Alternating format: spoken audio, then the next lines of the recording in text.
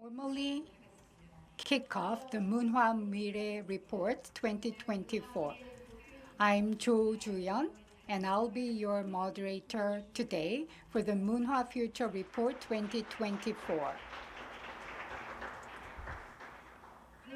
Every year, the Munhwa Ilbo prepares the Munhwa Future Report by identifying major domestic and international themes, and we contribute to the society by shedding light on the solutions with the audience and the public and creating a place to think together. This year's Munhwa Future Report 2024 has chosen the theme of colliding worlds and Korea's path forward to forecast the international community in the midst of a complex crisis and to seriously explore ways for Korea to move forward. We have invited the leading scholars and experts from home and abroad to discuss the new survival strategy of Korea, which has become the front line of the war between the superpowers following the Cold War, and we would appreciate your interest and participation. So let us now start the Munhwa Future Report 2024, hosted by the Munhwa Ilbo.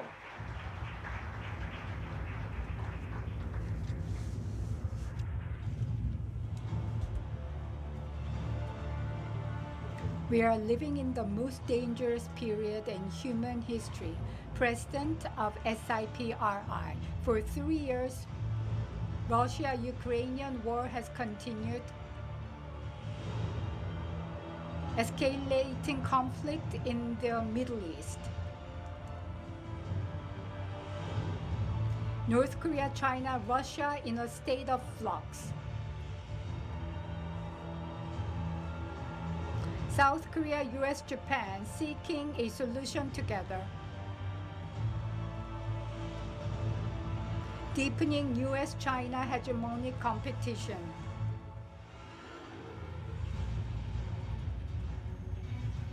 Global defense spending trends by SIPRI. Geopolitical risks spilling over into trade and commerce. Intensifying US-China trade conflicts. Expanding trade protectionism. Global trade technological barrier trend from WTO. Another variable, the US presidential election. Rapidly changing global order.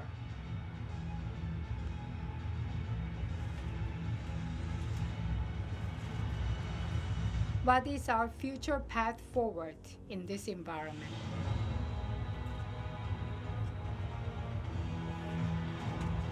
August 27, 2024, the Munhwa Future Report. Colliding Worlds and Korea's Path Forward. Survival Strategies in the Era of Global Complex Warfare. Professor Halbrands. General Robert Abe Abrams.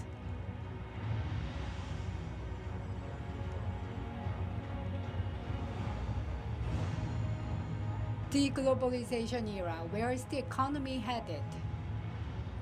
Vice President Wendy Cutler of ASPI.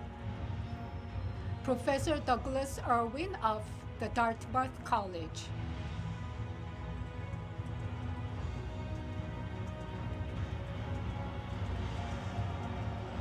The Munhwa Future Report. I Seeing the Future, Colliding Worlds and Korea's Path Forward. Complex crisis.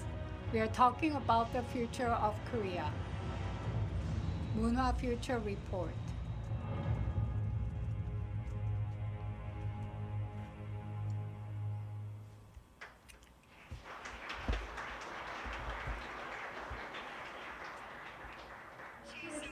It was a very timely and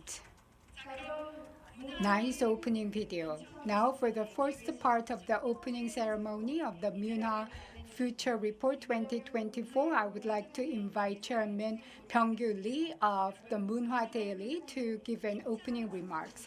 Please welcome Chairman Lee Byung-gyu with a big round of applause.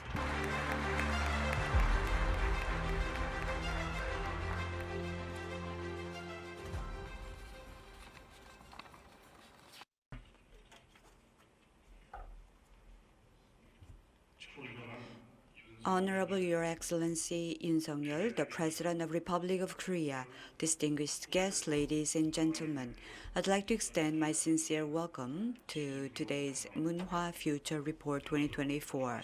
First of all, I'd like to express my deepest gratitude to His Excellency President Yoon Suk-yeol and Speaker Woo Won-sik of National Assembly, as well as our distinguished guests for taking their time.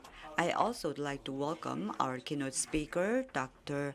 Hal Brands of Johns Hopkins University, and also Robert Abrahams, former commander of U.S. Forces, Korea commander of the U.S. Forces, and Vice President Wendy Cutler of the Asia Society Policy Institute, Dr. Douglas Irwin, Professor of Economics at Dartmouth College, and also Dr. Kim Sung-hwan, Professor of International Studies at Korea University, Dr. An Ho-young of the Gyeongnam University, Dr. Lee Jung-min, Senior Fellow at Carnegie Endowment for International Peace, and Yeon Won-ho, Director of the Center for Economic Technological Security Studies at National Diplomatic Academy.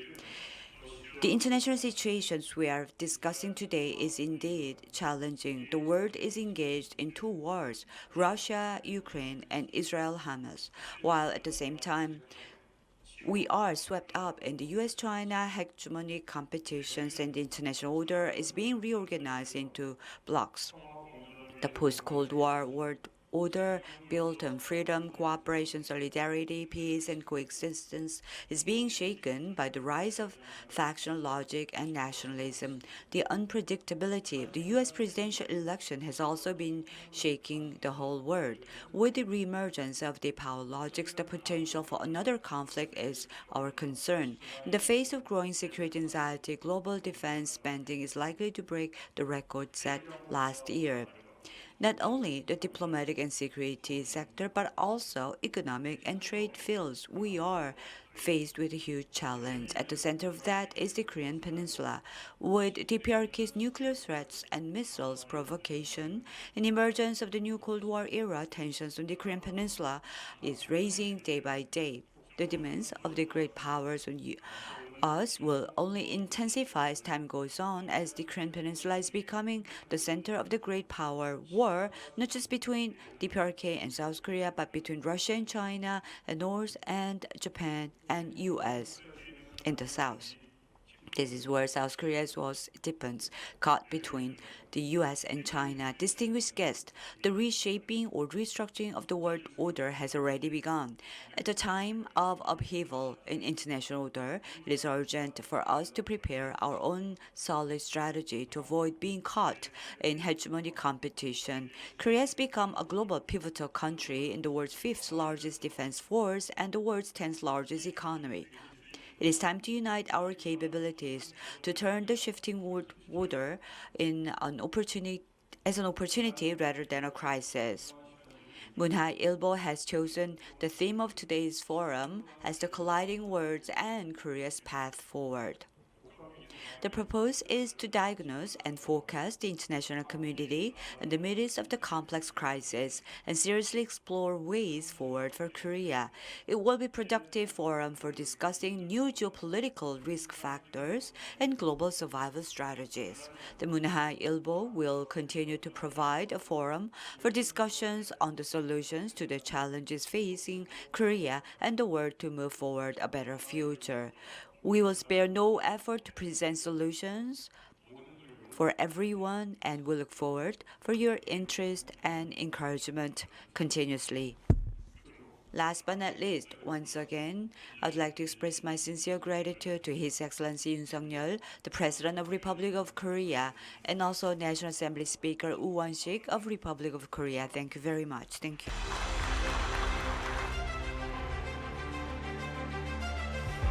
네, 이병규 Thank you very much, Chairman Lee Byung-gyu, for opening remarks.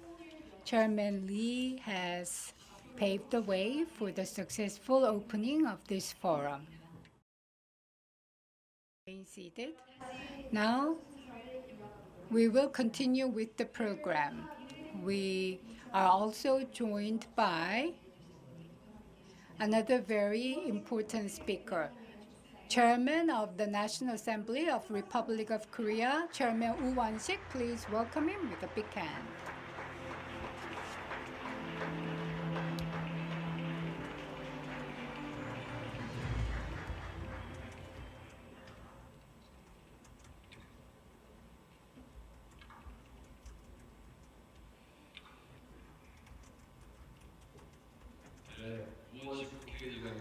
Good afternoon. I'm Woo Won-sik, Chairman of the National Assembly of the Republic of Korea. Congratulations on the opening of Munhwa Future Report.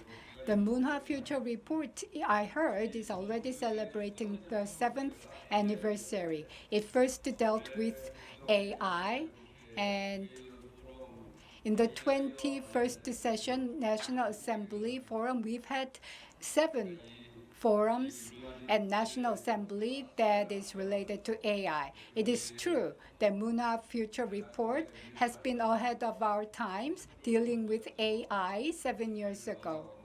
It has shed light on the most important issues of our times all along. So Chairman Lee Byung-gyu and the staff of the Munhwa Ilbo, I would like to thank you for your efforts every year. And we are joined by speakers, panelists from home and abroad. Nice to meet you all. As I've said, this year's theme is Colliding Worlds and Korea Path Forward. And we are seeing some dynamic and rapid changes around the world. And we are threatened both for security and economy.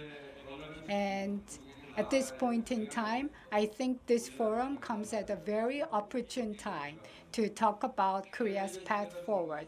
As we are seeing the end of Cold War, now we are entering neo-Cold War era.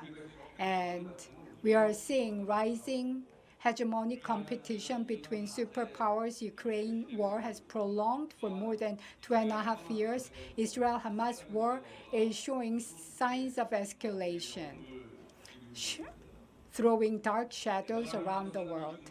And the U.S.-China confrontation around Taiwan also has some potential to spiral out of control. Such geopolitical tensions also negatively threaten our economy. And our economy is another theater of war these days. As the free trade declines and the supply chain realigns, we cannot separate security from economy these days. And we are not free from such trends.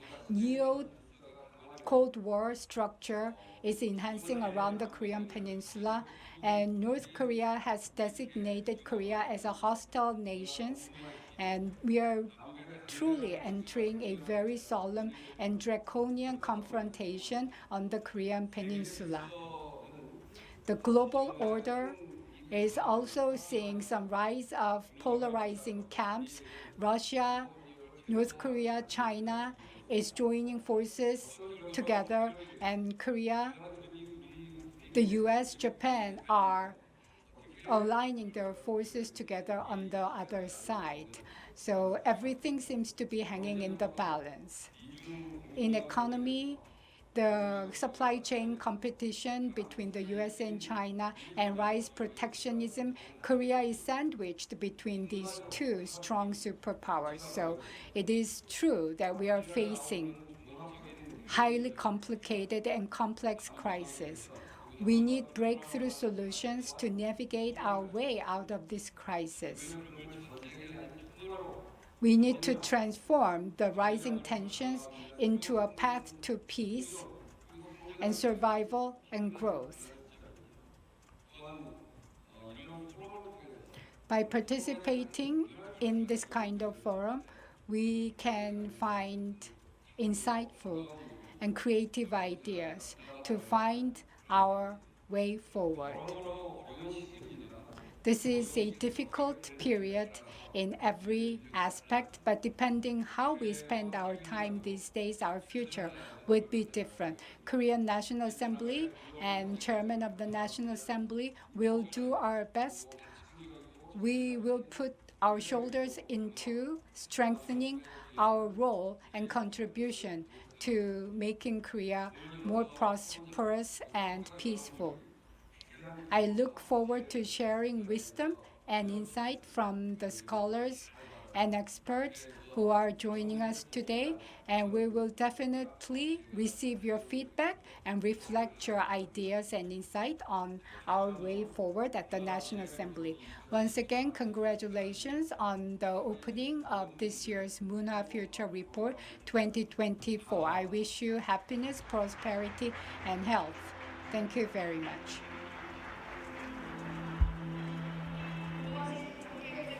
Thank you very much, Chairman Woo Won-sik. And once again, thank you very much. This concludes the opening ceremony, and we'll proceed to presentations and discussions. As soon as the stage is ready, we are going to start session 1.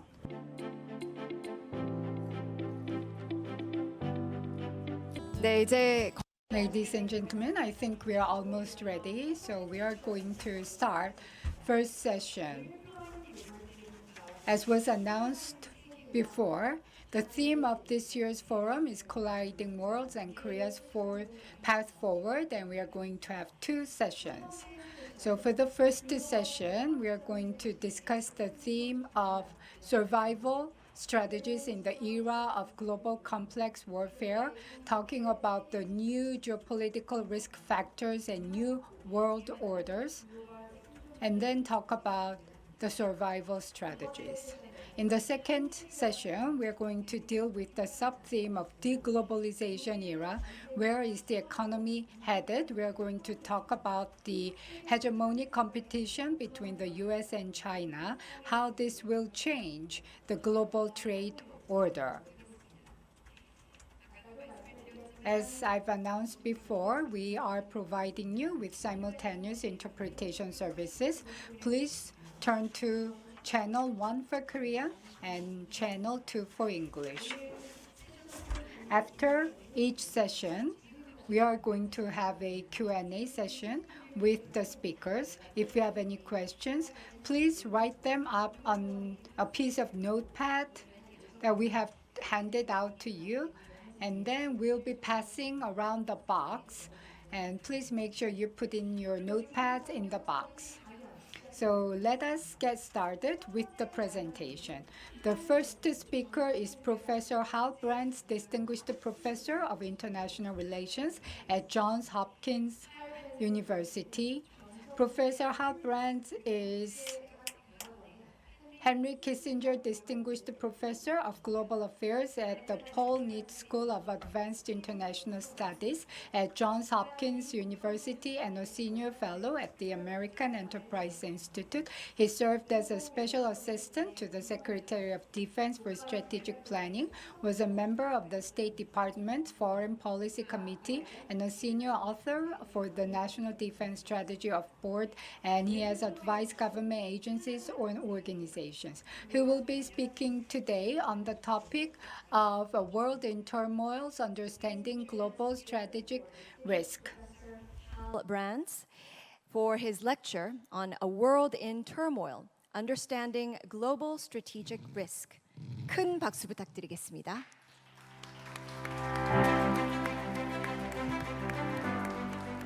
Thank you. It's truly an honor to address such a distinguished forum, and so I just want to begin by expressing my gratitude to the organizers of this event for inviting me to be here, and for all the distinguished guests who found time in their schedules to join us. What I was asked to do today is to provide something like a global risk map to discuss major sources of uncertainty, disruption, competition, and even conflict in the world today. And so what I propose to do is take an around the world tour, or rather take an around Eurasia tour, looking at particular hotspots from Ukraine to the Korean Peninsula. And I will let's see if I can make this work. And what I will do at that point is talk about ways in which new conflicts are producing new alignments in international affairs. I'll talk a bit about the ways that technological rivalry is suffusing geopolitical competition. And then, as I'm sure some of you may have heard, the U.S. is having a presidential election in November. And so I will just briefly discuss what that election might mean for U.S. engagement in the world. And I'll try to do all this relatively briefly so that we have plenty of time for discussion with the panel later. So I'd like to begin with a bit of historical framing. I'm focusing my remarks on hotspots around the Eurasian supercontinent because Eurasia is, strategically speaking, the center of the world. It's where most of the world's population lives. It's where most of its economic and military potential can be found.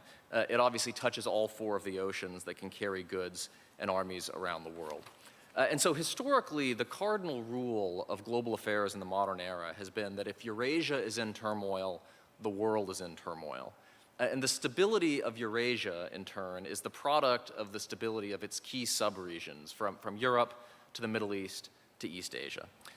And throughout the modern era, in fact, fights for global dominance have really been fights for Eurasia and the waters that surround it. This was true in the World Wars, when you had aggressive autocracies that tried to conquer much of Eurasia and were ultimately defeated by global coalitions that were led by offshore democracies, first the United Kingdom and then the United States.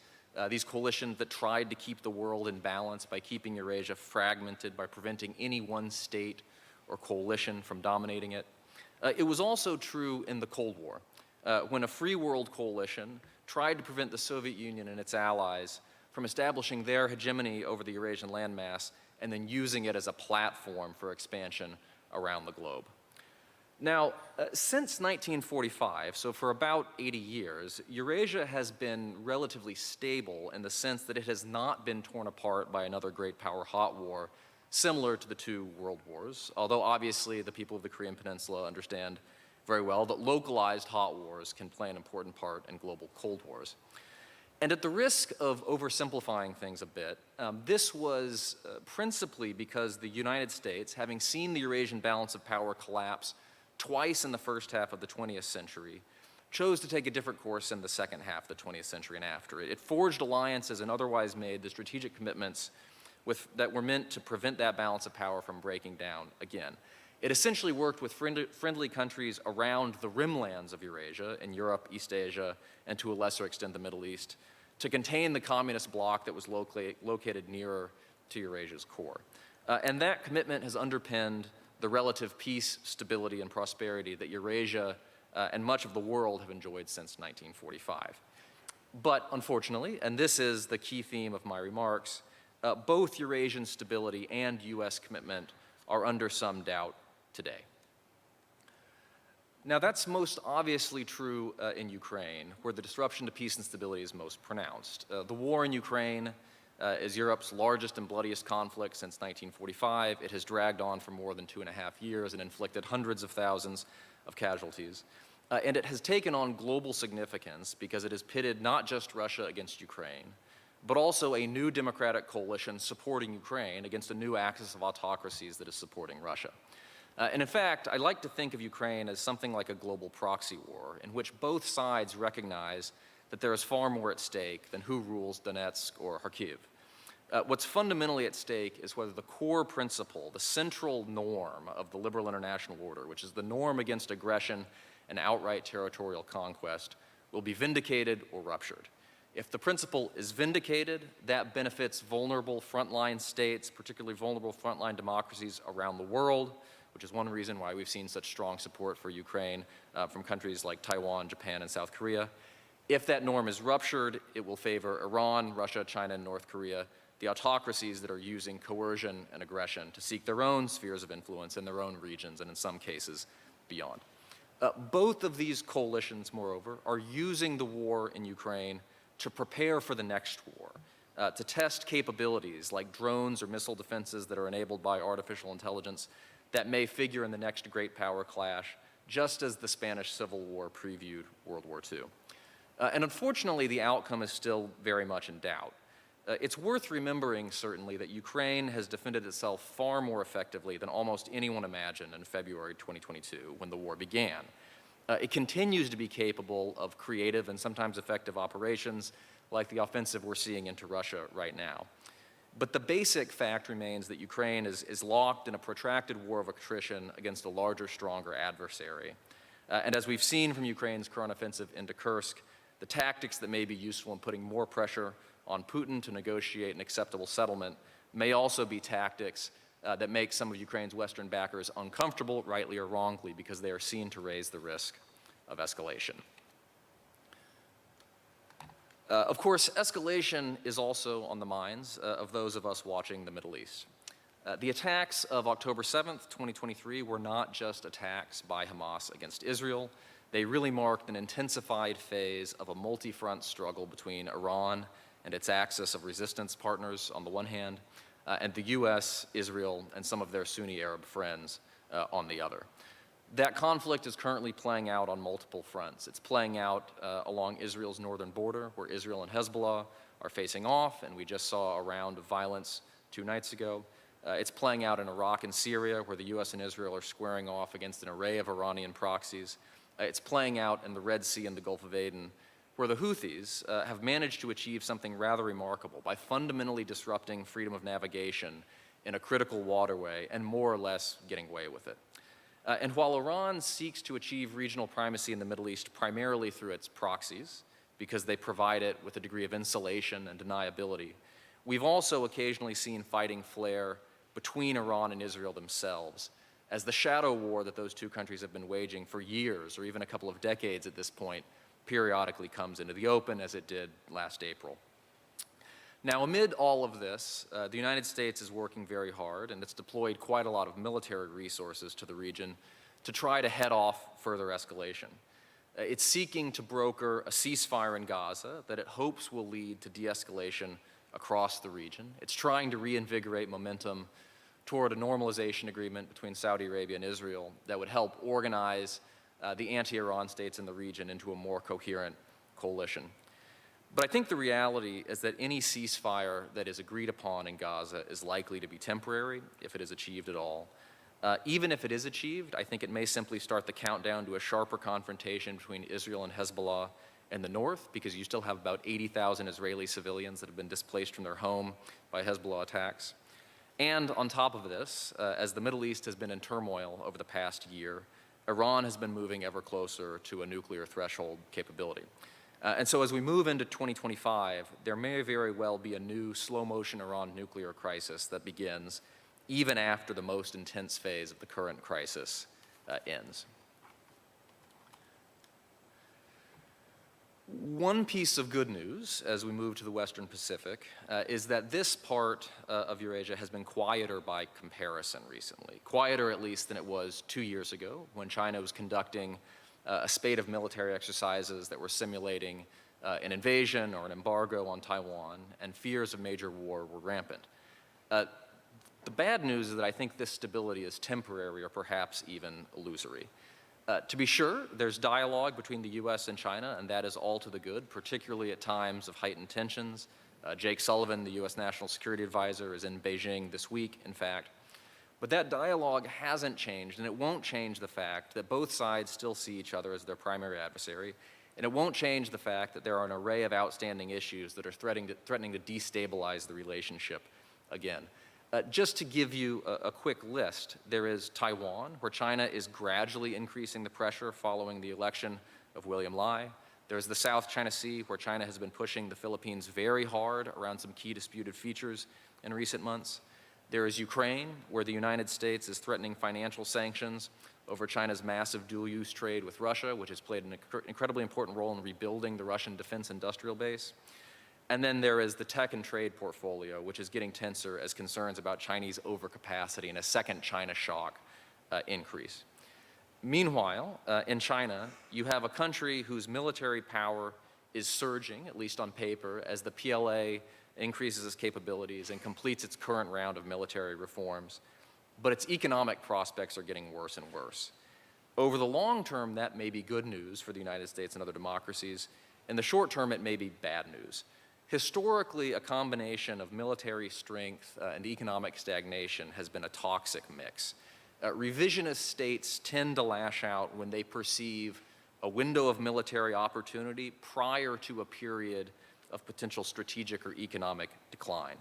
And this is why the late 2020s could actually be a far more dangerous phase in US-China relations, because China will have a growing ability to upset the status quo in the Western Pacific by force, whether in Taiwan or in other hotspots, and it could increasingly be tempted to do so to lock in gains sooner rather than later. Now, the three problems that I have just discussed, Ukraine, the Middle East, and China, have understandably consumed much of the US public's and the US policy community's attention over the past couple of years. But of course, the North Korean challenge hasn't gotten better as the world has gotten less stable. If anything, it has gotten worse. Many people in this room know far better than I do that the past few years have seen quantitative and qualitative gains in North Korea's advanced weapons programs. The strategic problem this poses is that at some point this decade, we may reach a point where North Korea's intercontinental delivery capabilities outstrip US homeland missile defenses. If that happens, the concern is that the US might be less willing to defend South Korea by force, and especially to use nuclear weapons on its behalf, if doing so means a serious risk of a North Korean nuclear attack against Seattle or against Los Angeles or San Francisco. And as that happens, it could conceivably raise the risk of a deterrence failure, and I think it will introduce challenges in terms of US ROK alliance cohesion. The good news, again, is that last year's Washington Declaration was a response to that problem. The US and South Korea basically dipped into a bag of tricks that the US and its NATO allies developed during the Cold War to increase American allies' confidence in extended nuclear deterrence without necessarily leading to independent nuclear capabilities. But I question, frankly, whether it will be enough. If we see more serious North Korean provocations, even provocations short of war in the coming years, I suspect there will be an intensification of the debate underway here about what other steps, whether dual key arrangements or other measures, may be needed to ensure that the alliance remains tightly coupled. And if this happens as the US is, for whatever reason, becoming less attached to its alliance commitments, it could even intensify the debate about whether exposed frontline states like South Korea may one day need nuclear weapons of their own. I don't think that would be a good outcome, but nonetheless, I can see that debate occurring. So we have an array of international challenges. But as I mentioned earlier, I think you have to see these as part of a larger clash between emerging or re-emerging rival blocs. And so on one side, you have the advanced democracies, which really make up the US alliance blocs on the two margins of Eurasia, and its members are increasingly cooperating not just within those regions, but across them. And South Korea, I think, is the best example of this. Even though it's located thousands of miles from Europe, South Korea has done as much as almost any country in the world, perhaps other than the United States, to support Ukraine, mainly by providing hundreds of thousands of rounds of artillery ammunition in what has been an important contribution to Ukraine's defense. On the other side, you have the Eurasian autocracies, China, Russia, Iran, North Korea. These relationships mostly don't look like US treaty alliances, which is why Americans sometimes have trouble making sense of them. But the number of formal alliances is growing, as we saw from Putin's visit to North Korea earlier this summer. And all of these relationships among these various autocratic states increase the threats individually and collectively that the various parties pose. Autocratic relationships accelerate disruptive military development. Just look at the way that Russian military gear and now technological know-how is accentuating the Chinese military buildup. Autocratic relationships also decrease the strategic isolation that countries face when they commit aggression. Just look at how the combination of North Korean and Iranian military support and Chinese economic support has helped sustain Russia during its war in Ukraine. And not least of all, the fact that there are multiple revisionist powers pursuing multiple revisionist agendas means that the international system comes under strain on multiple fronts at once, which creates sharper dilemmas for the United States and its allies. Now, not every country is part of these camps, of course. Many developing democracies don't seem to want much part of confrontations over Ukraine or the Middle East. Countries like Saudi Arabia are trying to get the best deal they can by playing both sides, and Saudi Arabia has done this very well over the past 2 years. But today we have a world that is more divided than any time since the Cold War. We once again have two rival blocs that are striving for geopolitical supremacy while also competing for the loyalties of countries that decline to fully choose sides. And as geopolitical competition is intensifying, so is the struggle for technological primacy. As part of their larger competition, the US and China are trying to position themselves for leadership in an array of technologies that may have outsized importance in the coming decades, whether that's additive manufacturing or quantum computing. This isn't at all surprising. Geopolitical competitions have always been technological competitions, and the side that wins the technological competition tends to win the geopolitical competition as well. Indeed, today, whoever dominates the key industries and supply chains, whether in advanced computing or renewable energy, is going to have an advantage in the struggle for economic and diplomatic power. They may also have the advantage if war erupts. We're seeing, as I mentioned, in Ukraine, how AI is being used to map and even predict Russian missile strikes. In the Red Sea and the Gulf of Aden, we're seeing how drones can be used to provide striking power on the cheap. I think we should expect to see much more of this in the future. If you think about the Western Pacific, the US is going to find it hard to match China ship for ship or plane to plane. And so it increasingly appears that the US defensive concept is going to involve, yes, using some traditional platforms where the US has an asymmetric advantage like attack submarines, but also by using a combination of relatively cheap, attritable capabilities, often cued and enabled by AI, to bring a large amount of firepower to bear in a contested area. This is what the commander of US Indo-Pacific Command has called creating a hellscape in the Western Pacific, an area that's essentially a no-go zone for offensive action, and thereby deterring Chinese aggression against Taiwan. And I just want to emphasize that the struggle for technological primacy is not just a bilateral issue. It is going to increasingly and inevitably involve US allies. The US has already tried to line up countries like Japan, Taiwan, the Netherlands, Germany, and now South Korea to help it implement semiconductor sanctions on China. We're also going to see this in the sense that the US and its allies are just going to need to integrate their innovation potential and their defense industrial bases to a much greater degree if they want to stay ahead in the military and techno-industrial competitions that are underway. So with all this in mind, I'm offering a fairly stark picture. Just to summarize, we have instability rising across Eurasia, which is the world's central strategic theater. Two of the key subregions are already experiencing hot wars. The risk of conflict, even great power conflict, is rising in East Asia as well. If war were to break out in the Western Pacific, you would have a situation unlike anything the world has seen since the late 1930s and early 1940s, where all three key theaters of Eurasia are awash with violence at once. And all of this is happening, unfortunately, as American commitment becomes less rather than more certain. Much of the discussion of this issue is understandably wrapped up in the debate about the coming presidential election.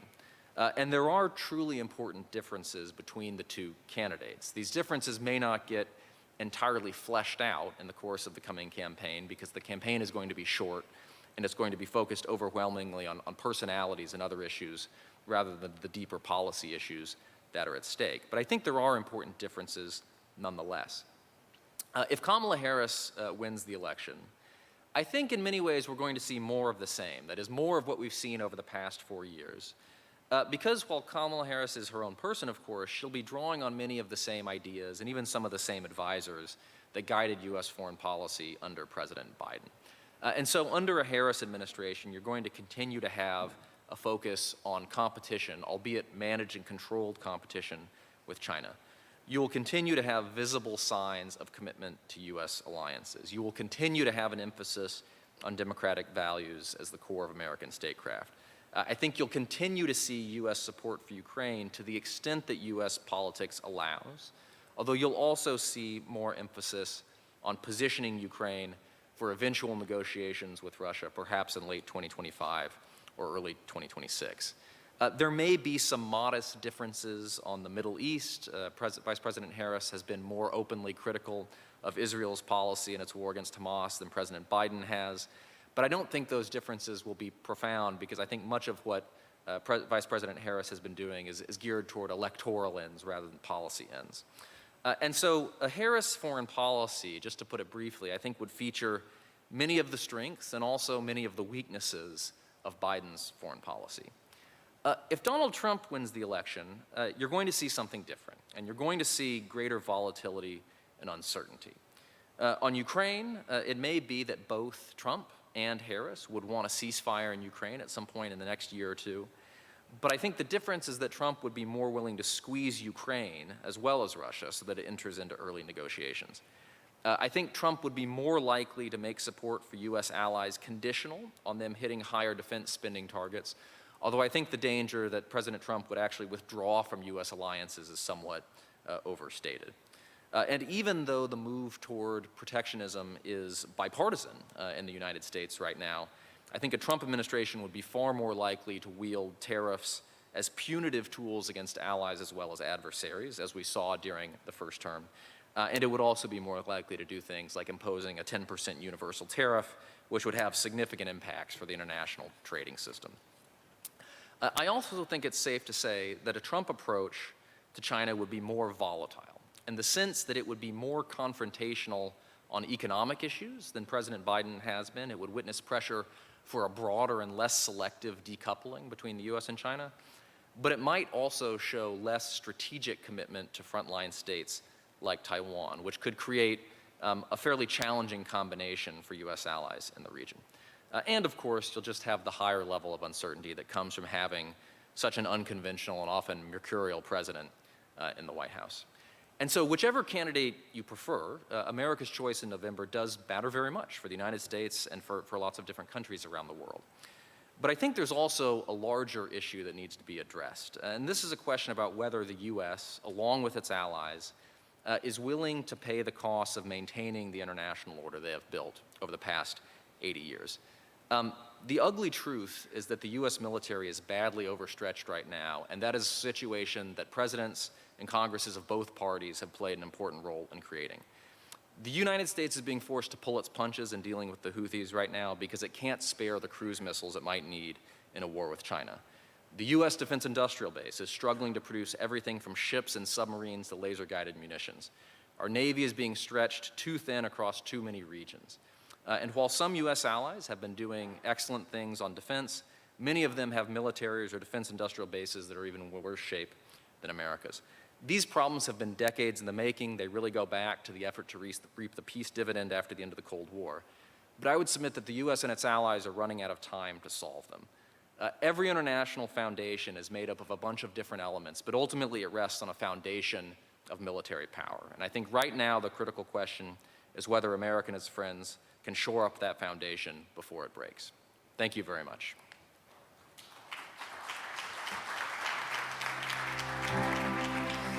Thank you very much for giving us that rundown on better understanding the global strategic risk. 네, 다시 한번 큰 박수 부탁드리겠습니다. 고맙습니다.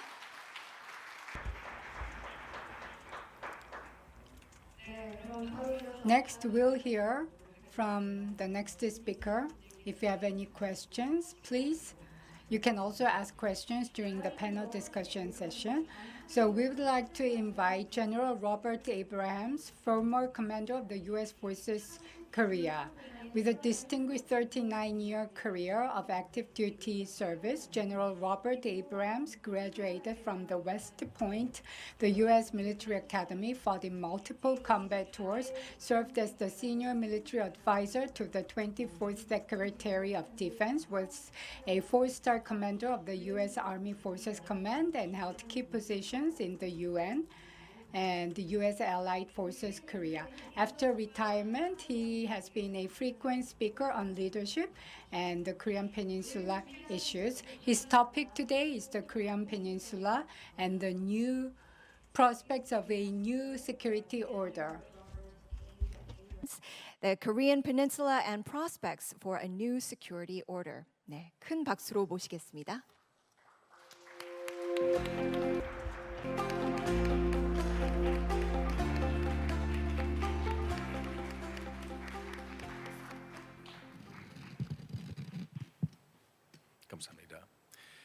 Good afternoon. 안녕하십니까? I want to thank Munhwa Ilbo for the gracious invitation to attend and speak at today's Munhwa Future Report 2024. I am honored to be here alongside such distinguished panel members, and it's wonderful to be back in Korea.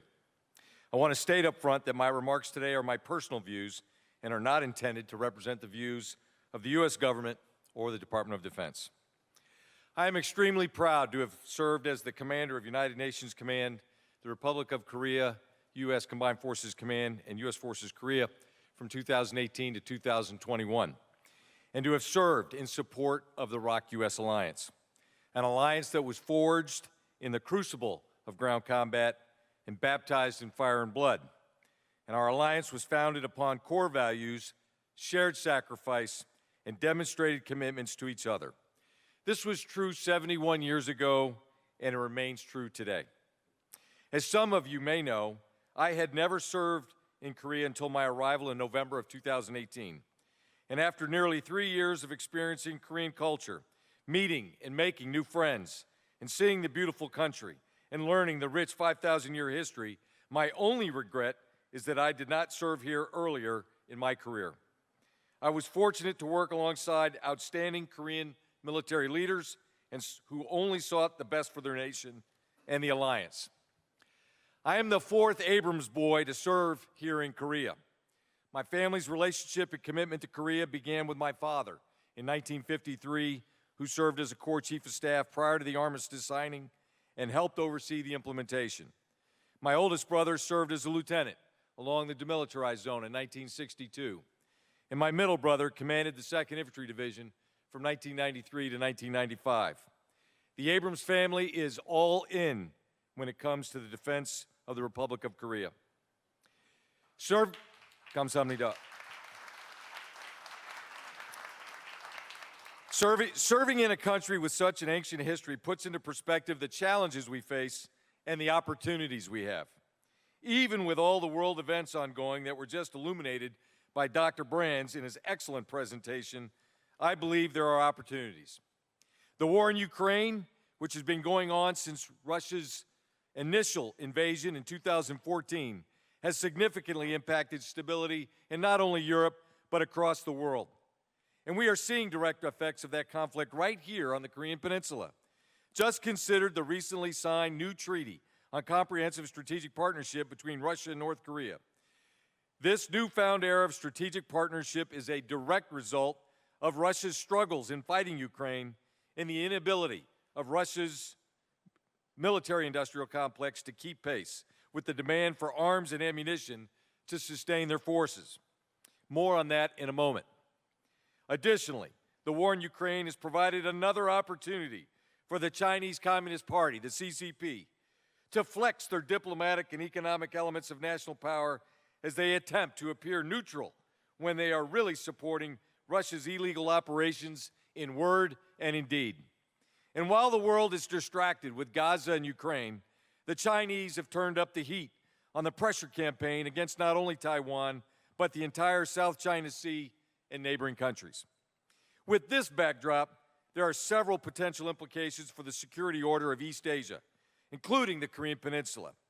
The organizers of the Munhwa Future Report 2024 provided me 5 broad questions to cover in my remarks. So let me start with recommendations for the alliance militaries to maintain a strong and credible combined defense posture based on lessons coming out of the war in Ukraine.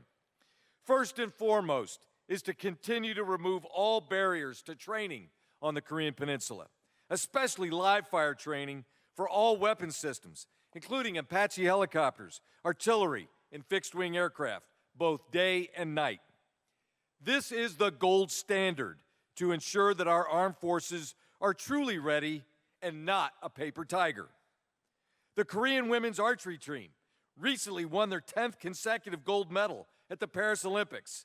That remarkable achievement is a testament to what can be achieved when barriers to training are removed and resources are focused without interference. Secondly, the war in Ukraine is a reminder of the value of international coalition support. I think we can all agree that Ukraine would not be able to sustain their operations without the materiel and intelligence support from across NATO, the European Union, as well as other countries. As Winston Churchill said, the only thing worse fighting alongside allies is fighting without them. And luckily, the Republic of Korea-U.S. alliance already has a standing coalition of like-minded nations who are ready to provide support in the event hostilities were to restart. These are the same countries who answered the call in 1950, all operating under one flag, United Nations Command. And because United Nations resolutions 82, 83, and 84 are still in effect, no further approval or concurrence by the United Nations is necessary for United Nations member states to send troops pending host nation entry approval. To be absolutely clear, UNC is not a warfighting headquarters. That is the Combined Forces Command's job. UNC is a supporting command to receive, stage, and then integrate UN member states' forces into alliance operations that are being led by CFC. I was encouraged to hear recently that the ROC government had approved Germany's request to become a member of UNC.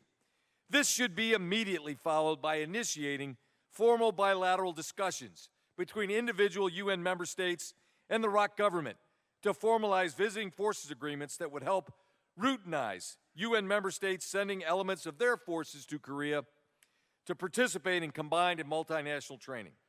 This would go a long way in improving UNC headquarters readiness, increase coalition interoperability, and with the added benefit of sending a very strong signal of international resolve and deterrence to North Korea. And third, the war in Ukraine has served to vividly show how the character of war is evolving. We now have the integration of cyber, electronic, and space domains along with the ubiquitous drone or unmanned aircraft systems into the traditional land, sea, and air domains. These changes will continue to evolve, and we must keep pace. The U.S. Joint Force has been integrating these capabilities as part of their concept for multi-domain operations. The Korean military has made progress as well, and I think the next step is to focus on integrating our two militaries' capabilities with a goal of interoperability. This is another important reason to continue high levels of combined training. I will now transition to the next topic that MFR asked me about, and that is to discuss the interrelationship of North Korea, Russia, and China. My overall characterization is that they are supportive of each other due to their utter disdain and rejection of the post-World War II rules-based international order, and their individual and collective desire to drive a wedge between the United States and everyone else. However, it is also my view that their alignment is for self-serving purposes and not part of a grand trilateral plan to rewrite the security order in Northeast Asia. So starting with North Korea and Russia, as I mentioned earlier, these two countries recently signed this new treaty on comprehensive strategic partnership. This agreement is significant in that it formally commits to strengthening military ties, defense cooperation, supporting each other's policies, including North Korean support for Russia's war in Ukraine, potential military technical operation and arms transfers, and creating, to quote, a multipolar world against U.S. hegemony.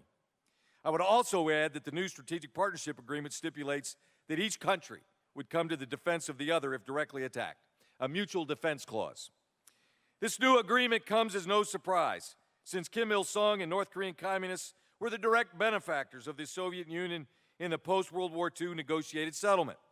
The Soviet Union played a significant covert role in the Korean War, providing vital support to both North Korea and China against the South Korean and United Nations forces.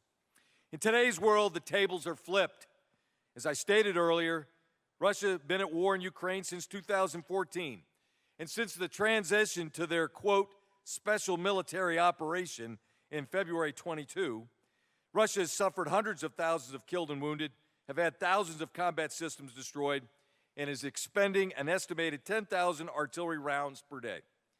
Russia has had some of the most debilitating sanctions placed on it by the United Nations, and as a result of their illegal invasion of Ukraine. And as a result, Russia's military-industrial base is struggling to keep up, and they need help. Evidence continues to emerge that North Korea is now supplying vital artillery ammunition and ballistic missile systems to Russia. In return, North Korea is likely receiving advanced missile development technology from Russia. And more importantly for North Korea, Russia has agreed to oppose any new UN sanctions on North Korea and is calling for the revision of all previous sanctions. Russia has gone so far as to block the UN sanctions panel monitoring North Korean sanctions compliance. This is a significant upgrade to the previous North Korea-Russia relationship and gives North Korea and the Kim Jong-un regime a big supporter, especially in the United Nations.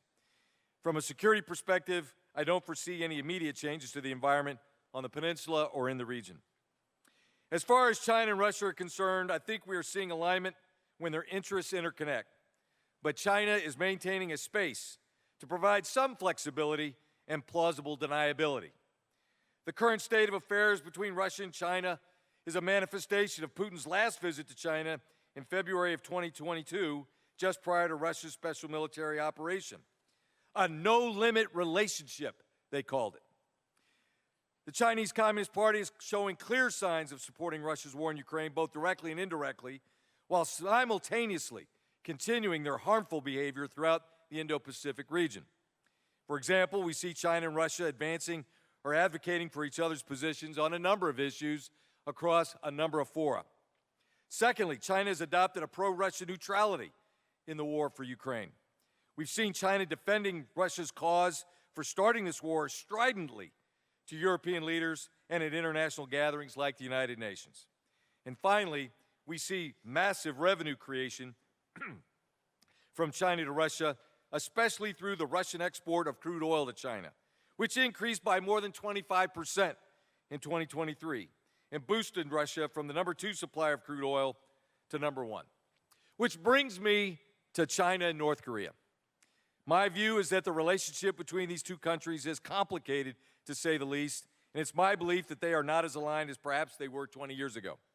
While North Korea has been the beneficiary of trade and other support from China over the years, North Korea rejects any notion or implication of being a vassal state of China.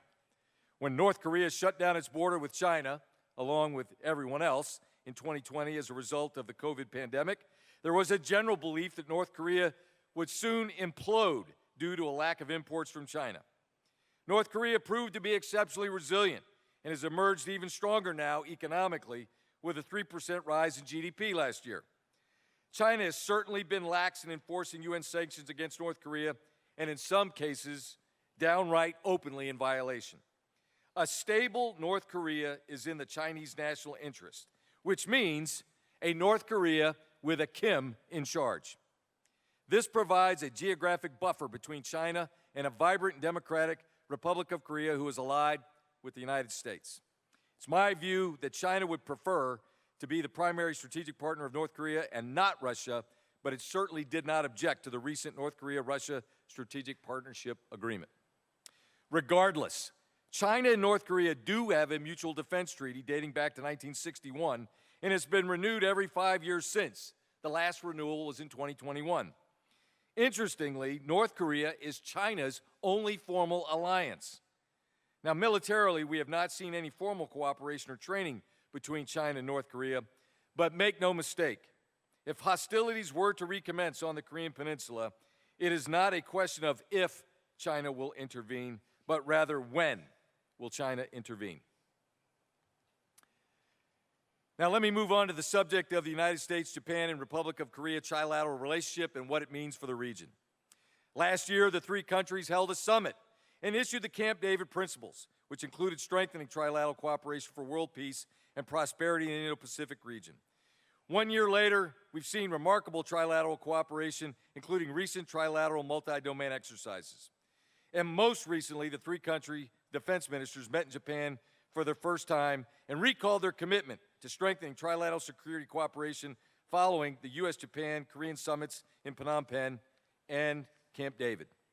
What's most significant is the three defense leaders signed the Memorandum of Cooperation on Trilateral Security Cooperation Framework, which institutionalizes trilateral security cooperation amongst defense authorities. This trilateral security cooperation framework is significant for a few reasons, but most importantly, it sends a very strong reinforcing message to North Korea, China, and Russia, and others in the region that Korea, the United States, and Japan are committed to advancing a free and open Indo-Pacific based on the respect for international law, shared norms, common values, and that they strongly oppose any attempts to change the status quo by force or coercion, and they will work trilaterally to do it. I think this is a bold and brave message from the Korean and Japanese leadership in light of their shared history and historical issues. This is a forward-looking strategy that states that we are stronger together in facing these very serious and real security concerns.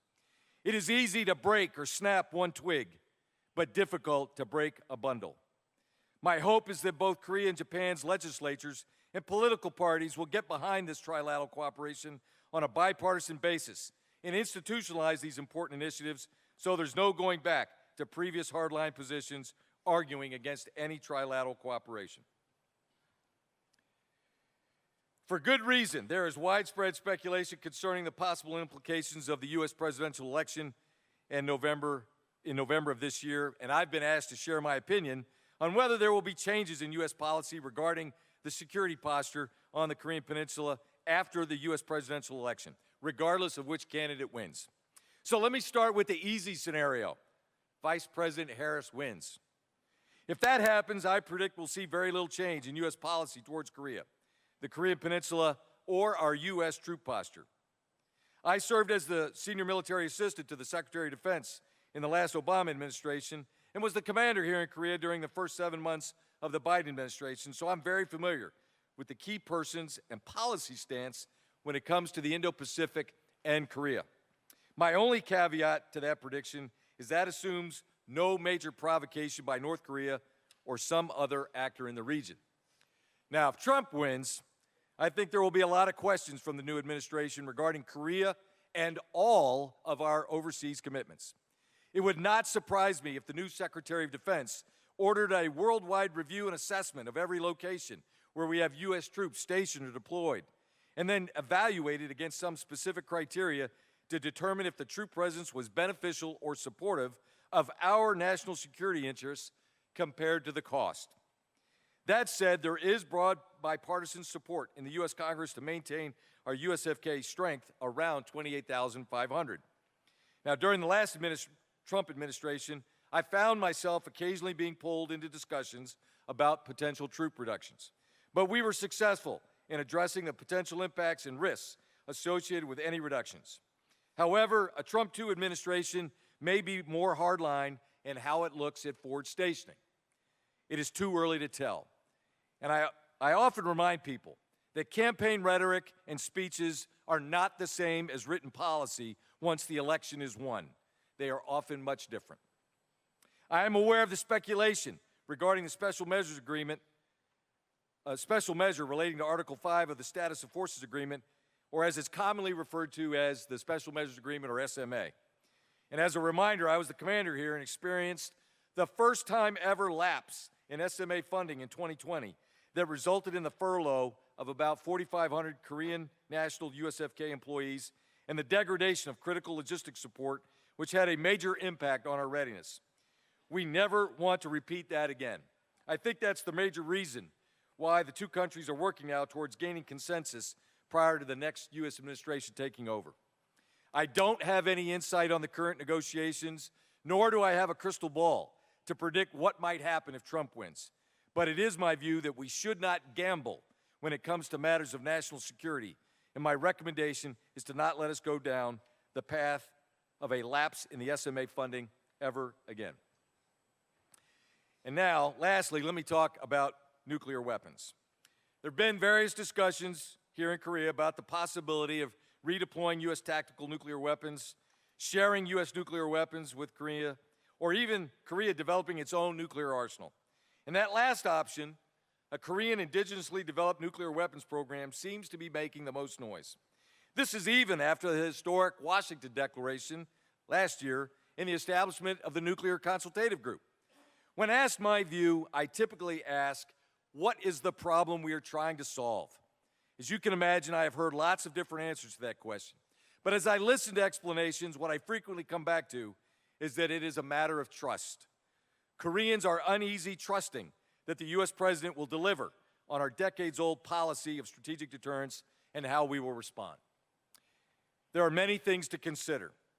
Korea developing its own nuclear weapons program will violate the Non-Proliferation Treaty, and that will close many economic doors and windows for Korean business worldwide. Secondly, a Korean nuclear weapons program puts the U.S. government in a bad situation, as the United States will not be able to support the violation of the NPT. There will be consequences. What kind of consequences, you might ask?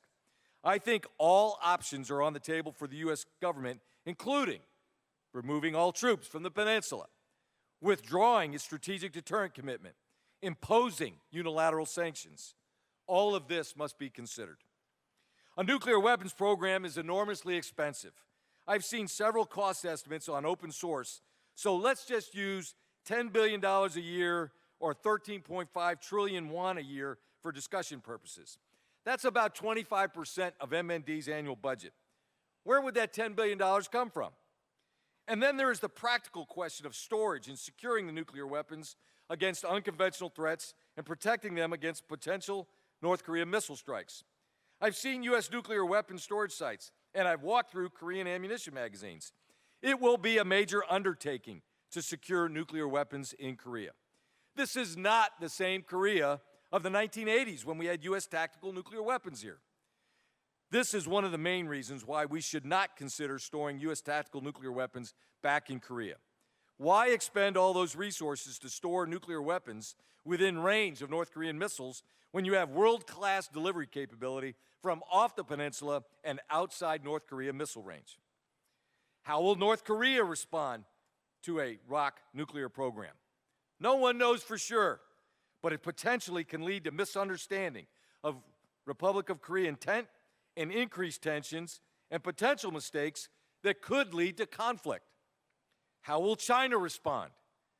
Based on China's aggressive and economically damaging response to the Republic of Korea's sovereign decision that authorized the United States to station a defensive air and missile defense system like THAAD on Korean soil, I predict a Republic of Korea nuclear weapons program would not be well received, and China will seek ways to punish the Republic of Korea economically and reputationally.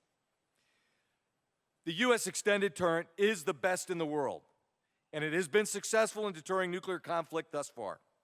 When I was on active duty, I had the opportunity to visit all three legs of our nuclear triad. I participated in many nuclear readiness exercises, and I interacted frequently with the commander of our strategic forces. They maintain a high level of readiness and can strike anywhere, 24 hours a day, 7 days a week, 365 days in a year. Now, while some Koreans do not trust or don't have confidence in the U.S. strategic deterrent and support the Republic of Korea developing their own nuclear weapons, I'm confident that Kim Jong-un trusts and Kim Jong-un has confidence of what will happen to him and North Korea if he ever uses nuclear weapons on the Republic of Korea. And then President Trump's first address to the UN General Assembly in 2017, Trump said, quote, "The U.S. has great strength and patience. If it is forced to defend ourselves or our allies, we will have no choice but to totally destroy North Korea," end quote. And last year, President Biden stated, quote, "Look, a nuclear attack by North Korea against the United States or its allies or partners is unacceptable and will result in the end of whatever regime took such an action." I remind audiences that in addition to 51 million Korean citizens in the Republic of Korea, there are almost 175,000 American citizens living and working in Korea, including those in U.S. Forces Korea. And to make it a little stickier for North Korea, there are almost 1 million Chinese citizens living in the Republic of Korea. How might China respond to a North Korea nuclear weapon that kills 100,000 Chinese citizens living in Seoul? I'm confident that Kim Jong-un also knows exactly what China will do. Our adversaries require a periodic reminder of our capability, so we have to show it to them. And that's why our visible deployment of U.S. nuclear-armed submarines and nuclear-capable aircraft around the peninsula periodically are important. They are a visual reminder of our capability. At the end of the day, I think we have to ask if Korea will be better off with their own nuclear capability. Will Koreans be safer? Will there be more or less risk of nuclear conflict? I thank you again for the opportunity to join you today, and I truly look forward to your questions as part of the panel. 감사합니다. Thank you very much for the great lecture. Please take a seat. 네, 너무나도 좋은 That was a wonderful presentation. And we are now going to have a panel discussion. After the panel discussion, as I've said before, there will be Q&A with the audience. So if you have a question, please write your questions down in a notepad and pass that to our staff. Now I would like to welcome Professor Kim Sung-han, who will be moderating this session, and Senior Researcher Fellow Lee Jung-min, who will be joining us as a panelist, and we will invite Professor Halbrands and General Abrahams again on the stage. Please give them a big round of applause again.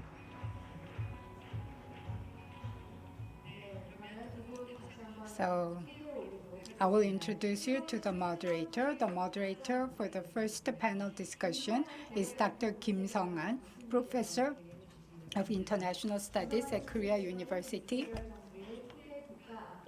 He served as the first National Security Minister under President Yoon Suk-yeol, Vice Minister of Foreign Affairs and Trade under President Lee Myung-bak, President of the Korea Institute for International Relations, Chairman of the Korea Asia Pacific Council, Chairman of the Davis From Weapons of Mass Destruction Subcommittee, and Dr. Lee, who is the Chairman of the International Advisory Board of the Center for Strategic and International Studies, has served as an advisor to major international and national security organizations such as the Joint Chiefs of Staff, the Ministry of Foreign Affairs, the Air Force, and the National Intelligence Services, and has held many important positions at various research institutes and universities.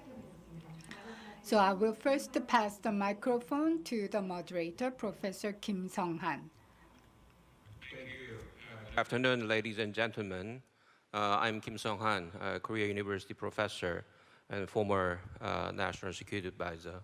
First of all, I'd like to thank Chairman Lee Byung-gyu for hosting this wonderful event and also for giving me this wonderful opportunity to moderate the first session.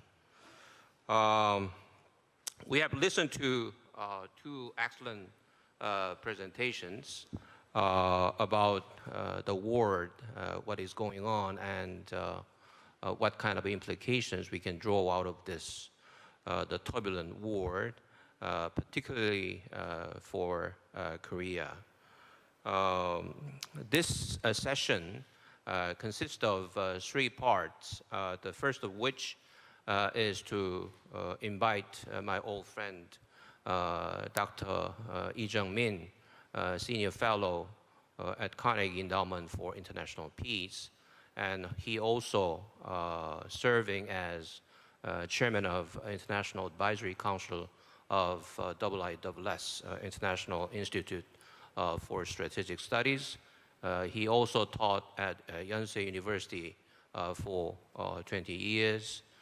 And also he served as ambassador for international security affairs during the Lee Myung-bak and Park Geun-hye governments.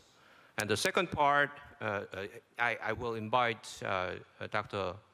Lee for comments and questions for less than 10 minutes. And then I will ask two speakers to respond to them in less than 5 minutes, okay, each. And then I move forward. The second part, if I have time, I will supplement the previous part with some additional questions and comments. And then the last part is your session. Our great audience will have an opportunity to ask questions to those two excellent speakers. So I will collect some the questions. This is kind of a lucky draw. I will choose some questions and then ask on behalf of you to our two speakers. Okay, without further ado, I will give the floor to Dr. Jung-min Lee. Well, thank you very much, Dr. Kim. It's a real pleasure to be here at the Munhwa Future Report. Let me also say it's an honor to be on this dais with two distinguished American colleagues. Let me also thank Chairman Lee Myung-gyu of the Munhwa Ilbo for sponsoring the Future Report and also for inviting me to this important conference. The hallmark of a good, I guess, panelist and especially chair is to be provocative and on time.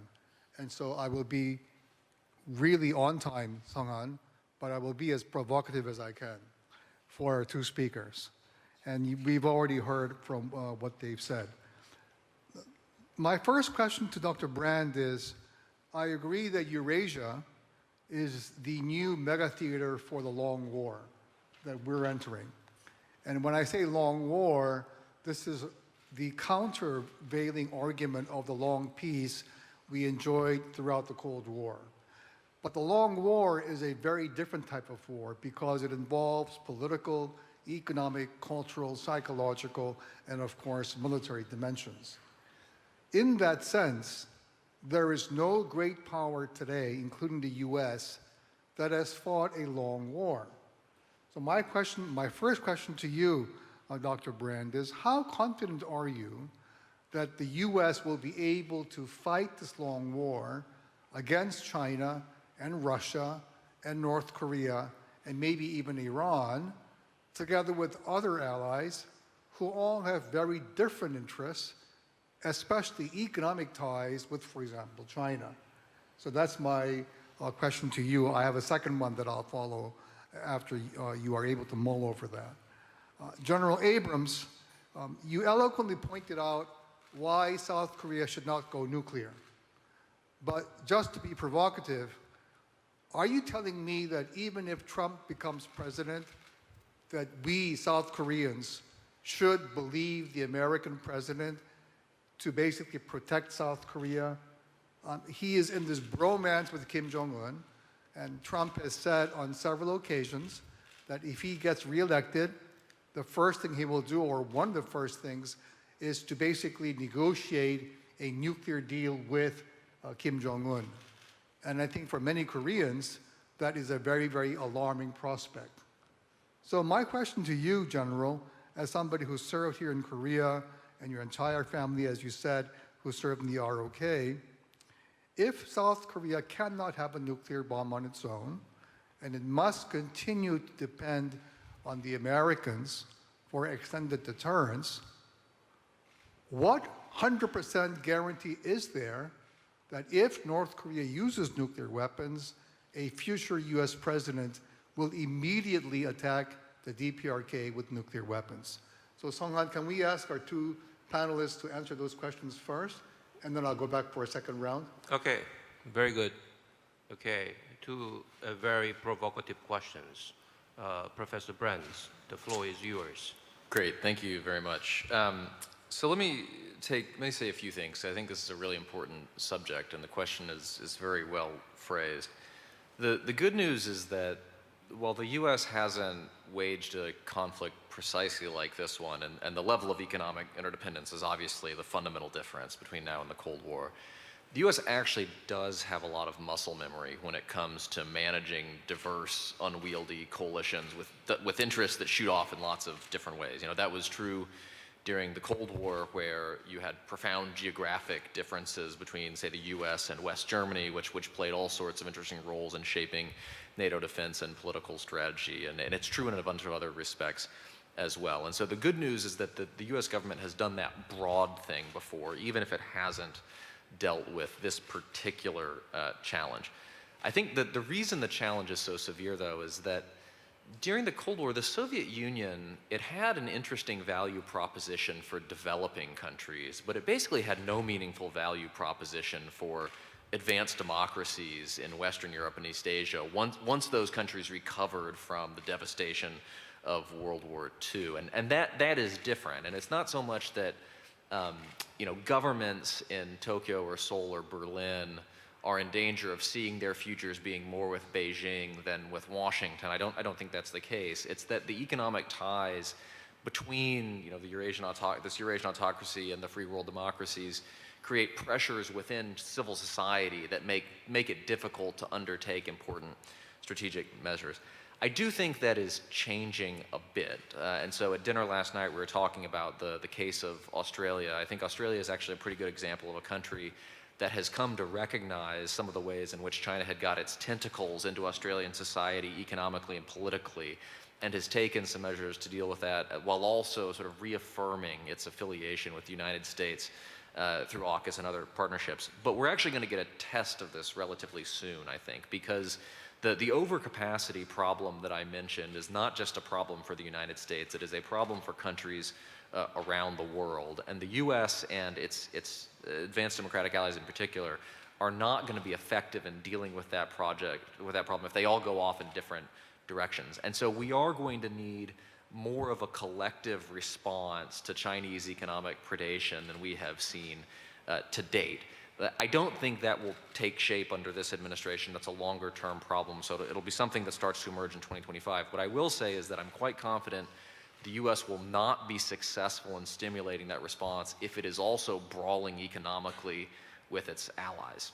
And so I think this is one of the real dangers, that if you do get a shift in the United States toward a much more starkly unilateral nationalist approach to foreign economic policy, it's going to make it far, far harder to bring U.S. allies along in dealing with the economic dimension of the China challenge. If I could just have a quick 2-second add-on, Sung-Han. Dr. Brennan, I wanted to ask you, obviously, American allies, whether it's South Korea, Japan, even Taiwan, have huge interest in the semiconductor industry, for example, and they're global leaders. And yet, in this long war, these companies are not only cooperating with America, they're also competing with the US. So as you compete with your closest ally economically for the same market, how then are you able to square the circle? In other words, align yourself technologically with the US, but also compete with them. Is that possible? I think it is. I mean, I think that the basic, the way that the U.S. government looks at the semiconductor problem is not so much a question of sort of like, sovereign U.S. control over the supply chain and everything that goes with it. It's making sure that, A, the supply chain is not dominated by China, particularly at the lagging edge, and B, making sure that China is not using the fruits of innovation in democratic countries, including in the United States, on the design side of this, to further its own military capabilities. And so if you frame it that way, then the sticky part of it becomes convincing governments and firms in the Netherlands and Japan and Taiwan and South Korea to go along with export controls. But it doesn't necessarily prejudge the question of which firms will be most competitive in terms of selling their goods on the larger international marketplace. Okay, General Abrams, about South Korea's indigenous nuclear programs. Well, look, this is a very serious and complex question and scenario, even though I think the question boiled down to, can you give us 100% assuredness that in a Trump II administration, if a nuclear weapon was used here in the Republic of Korea, that there would be an immediate response? It sounds simple, but it is complex, so bear with me. First, let me say, the best solution is to avoid ever getting to that point where the use of nuclear weapons would be seriously considered. The threshold for nuclear weapons use by North Korea and anyone else who owns nuclear weapons, the threshold is very, very high. And there are countless recent examples of conflicts where a nuclear power was threatened or could have considered using it. And I'll just use, because it's topical for today, is the war in Ukraine. If you recall, 2 years ago, there was a lot of concern by U.S. policymakers and others, European too, that if European and U.S. weapons were authorized for use by Ukraine to fight in Russia, to strike inside Russia, that this would cross some red line or threshold with Vladimir Putin and potentially trigger use of a tactical nuclear weapon. And as we've seen play out over the last 30 days with Ukraine's offensive operations into Russia, where I think as of yesterday, they're about 1,200 square kilometers of terrain they're occupying and no end in sight. And we have yet to see any saber rattling that was done 2 years ago by Putin and others sort of come to fruition. In fact, there's no indicators and warnings that he is considering that. They're doing other things. So my point is, we should ask ourselves, really, what is the threshold? What would cause Kim Jong-un to consider using a tactical nuclear weapon? And we should not just take what comes out of their official statements from their propaganda and agitation department. We should give this honest assessment of what would it take. It's my view that North Korea would use a nuclear weapon if they felt the regime was threatened. There was an existential threat to the continuity of the Kim Jong-un and the Kim regime. So, and so that has to play into everyone's thinking in terms of if, God forbid, hostilities were to restart here in Korea, the conduct of operations, we would have to be thinking about what might be caused for Kim Jong-un to use a nuclear weapon. I want to give you my view of, you alluded to the bromance between Trump and Kim Jong-un. And I know that was, highly touted. I think both parties used those words, and there was all this exchange. I'll tell you, as someone who was here and witnessed it and, supported. I supported President Trump when he came here on less than 24 hours notice and met with Kim Jong-un up in the Joint Security area in Panmunjom. That was a lot of rhetoric to see who could get the best deal, like a business transaction.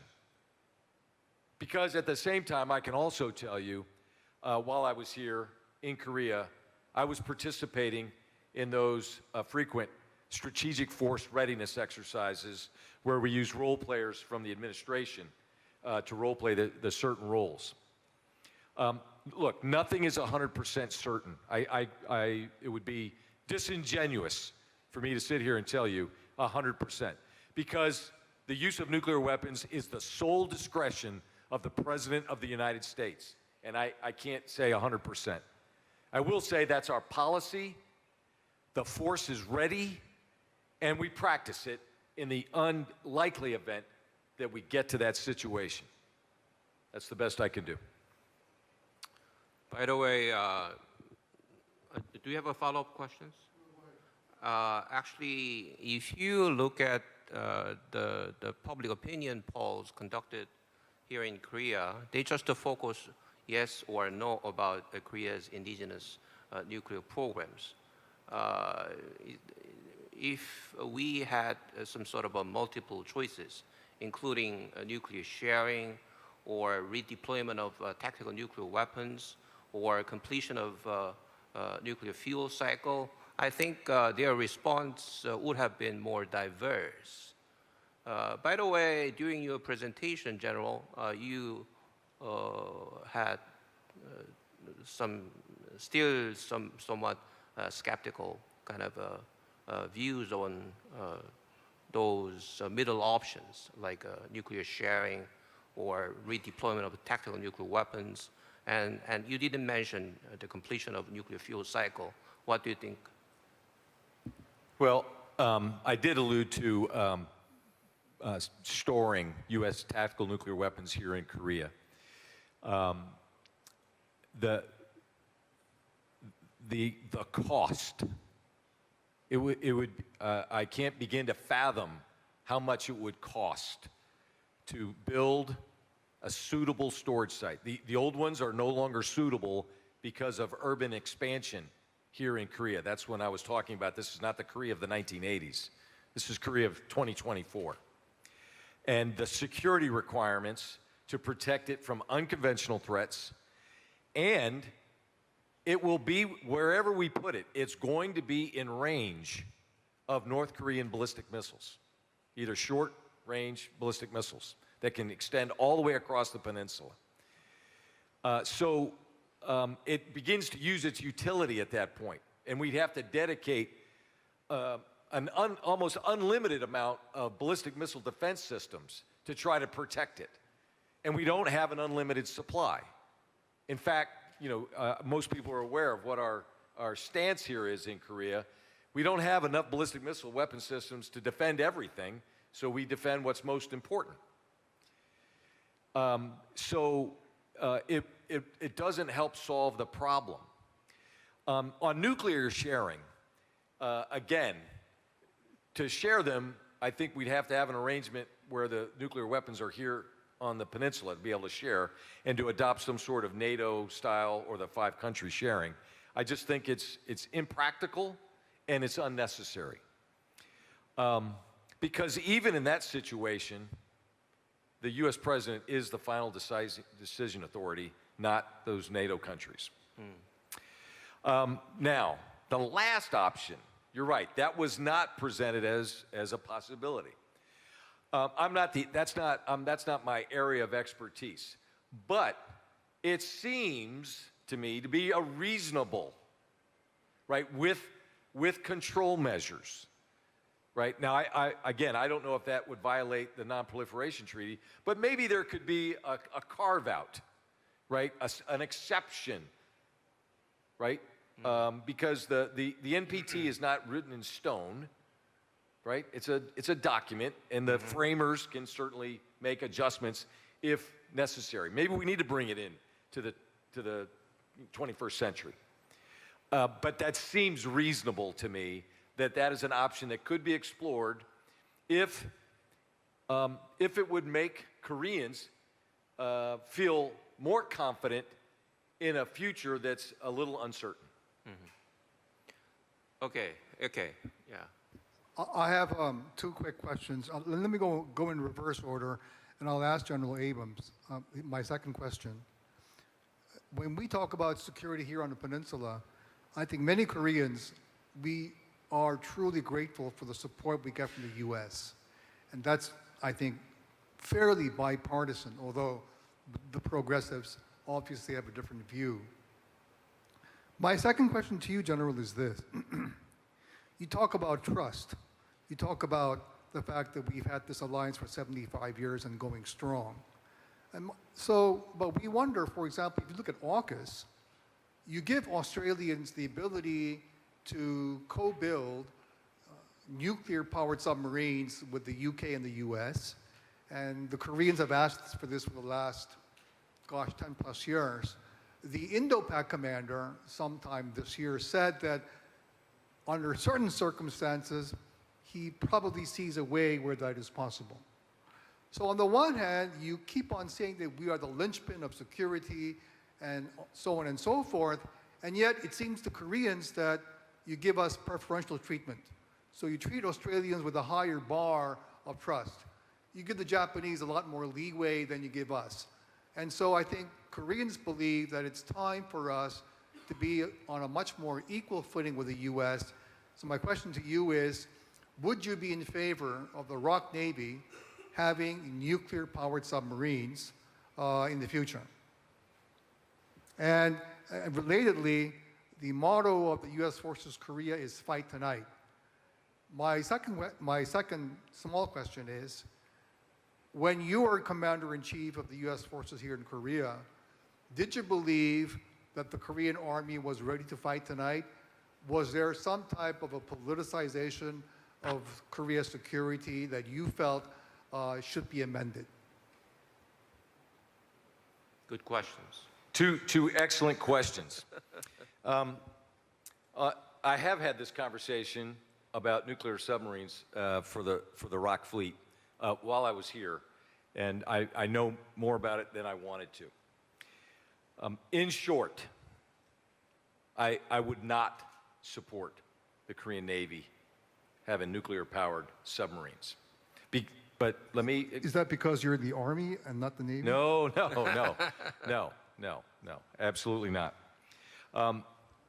The Korean Navy, by the way, an excellent naval force, by the way, both above the surface or on the surface and subsurface.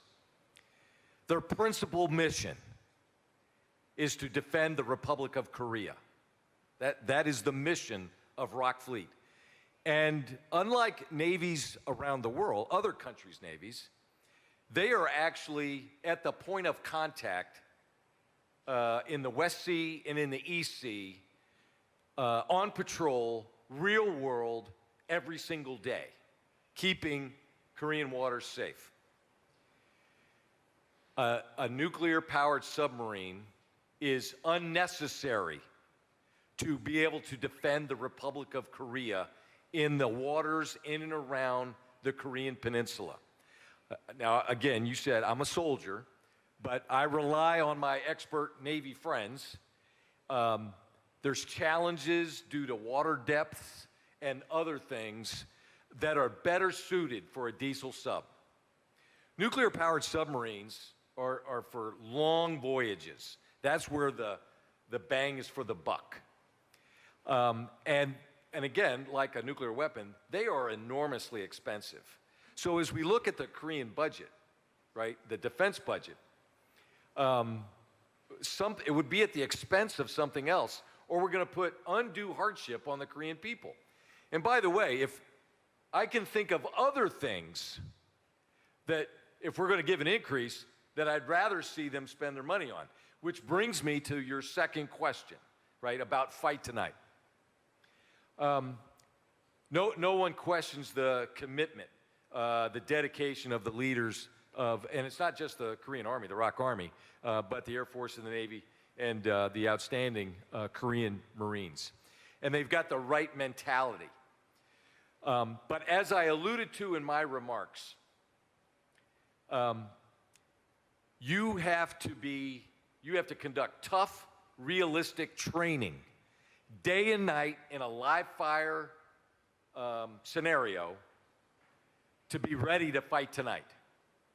And there are too many restrictions still here in Korea as a result. This is not the Korea of the 70s and 80s when the line between the Han River up to the DMZ was not as populated.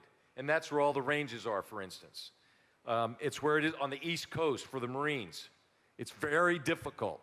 And it's hardship for the people. I get that. But the country's national security is at risk. The worst thing, war is terrible, and no soldier ever wants to fight a war. But if we end up in hostilities, you better be ready. And if we're not able to do that level of training, you're going to pay the price in bloodshed and treasure.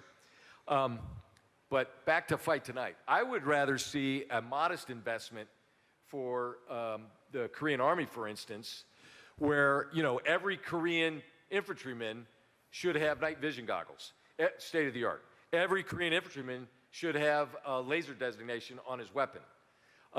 They should have suppressors on their weapon. Every single, not select. That's how you bring lethality, increase the lethality for a very modest investment on behalf of the defense of the country. General, I think you have to talk to more ROK Navy personnel so that they will be able to give you a different view. But that's okay. We get your point. And I think the Koreans are working on optimizing, for example, unmanned drones and robots that's coming down the pipeline. Dr. Brand, my second quick question to you is this. NATO is paying attention to Asia more than ever before. You have the AP4, President Yoon, who was here this afternoon, has attended 2 NATO summit meetings. Song Hwan was with him in the first one. So my question to you is, we get why NATO wants to be involved in Asian security and vice versa, but it is also the weakest link between NATO and the US and American allies. So my question to you is, how can you really concretely strengthen Asian ties with NATO that really makes a difference, rather than just, political statements and so forth? I think increasing meaningful ties with NATO as an alliance is going to be difficult because, as we've seen, there are certain members of the alliance that just aren't keen on having that happen, or even keen on sort of making demonstrative displays of their resistance. You know, if we're thinking about the things, some of the things that the French government has done over the past year. But I don't actually think that's the crucial thing, because if you're thinking about conflicts in East Asia and the Western Pacific, I don't know that NATO as an institution would have a tremendously important role. I think there are NATO countries that might play an important role, whether that is France, which despite being opposed to having a NATO emphasis on the Western Pacific, is itself a Pacific power, albeit in a limited way, and I think has a fairly realistic view of some of the maritime threats that the Chinese pose, or the UK, or even the Netherlands, or some other countries. And so I think that the reality is that any coalition you're putting together for a potential conflict in the Western Pacific or in East Asia is going to be just more of a little bit of a dog's breakfast than you would get if it was a conflict in Europe, where you're going to have a well-formed multilateral organization. And so the key thing is really to focus on integrating the efforts of the countries that have an interest and the capability of being there. And then the role that NATO as an institution would play would basically be the European members picking up the slack that the United States would have to leave in the transatlantic relationship if it ever did, heaven forbid, find itself in a major shooting war in the Western Pacific. Okay, Dr. Brands, time is running out, but by the way, let me move quickly to the questions coming from the floor. The first question is whether, actually during your presentation, one part was the blocs are bad. How do you assess China, Russia, North Korea, which is so-called kind of a northern triangle? Do you think this is kind of a marriage of convenience, or just a loose alignment, or this is evolving toward something like Axis powers before the Second World War? So I think what we have to keep in mind in evaluating these relationships are two factors. First is that most alliances or alignments historically have not looked like the alliances that the US has had with countries in Europe and Asia since 1949. Those alliances are historically the exception rather than the norm. They are extraordinarily institutionalized, they're extraordinarily explicit in the public commitments they make to the common defense, and so on and so forth. If you go back and look at alliances in the 19th century and other eras, they're often looser, they're less formal, they take different forms.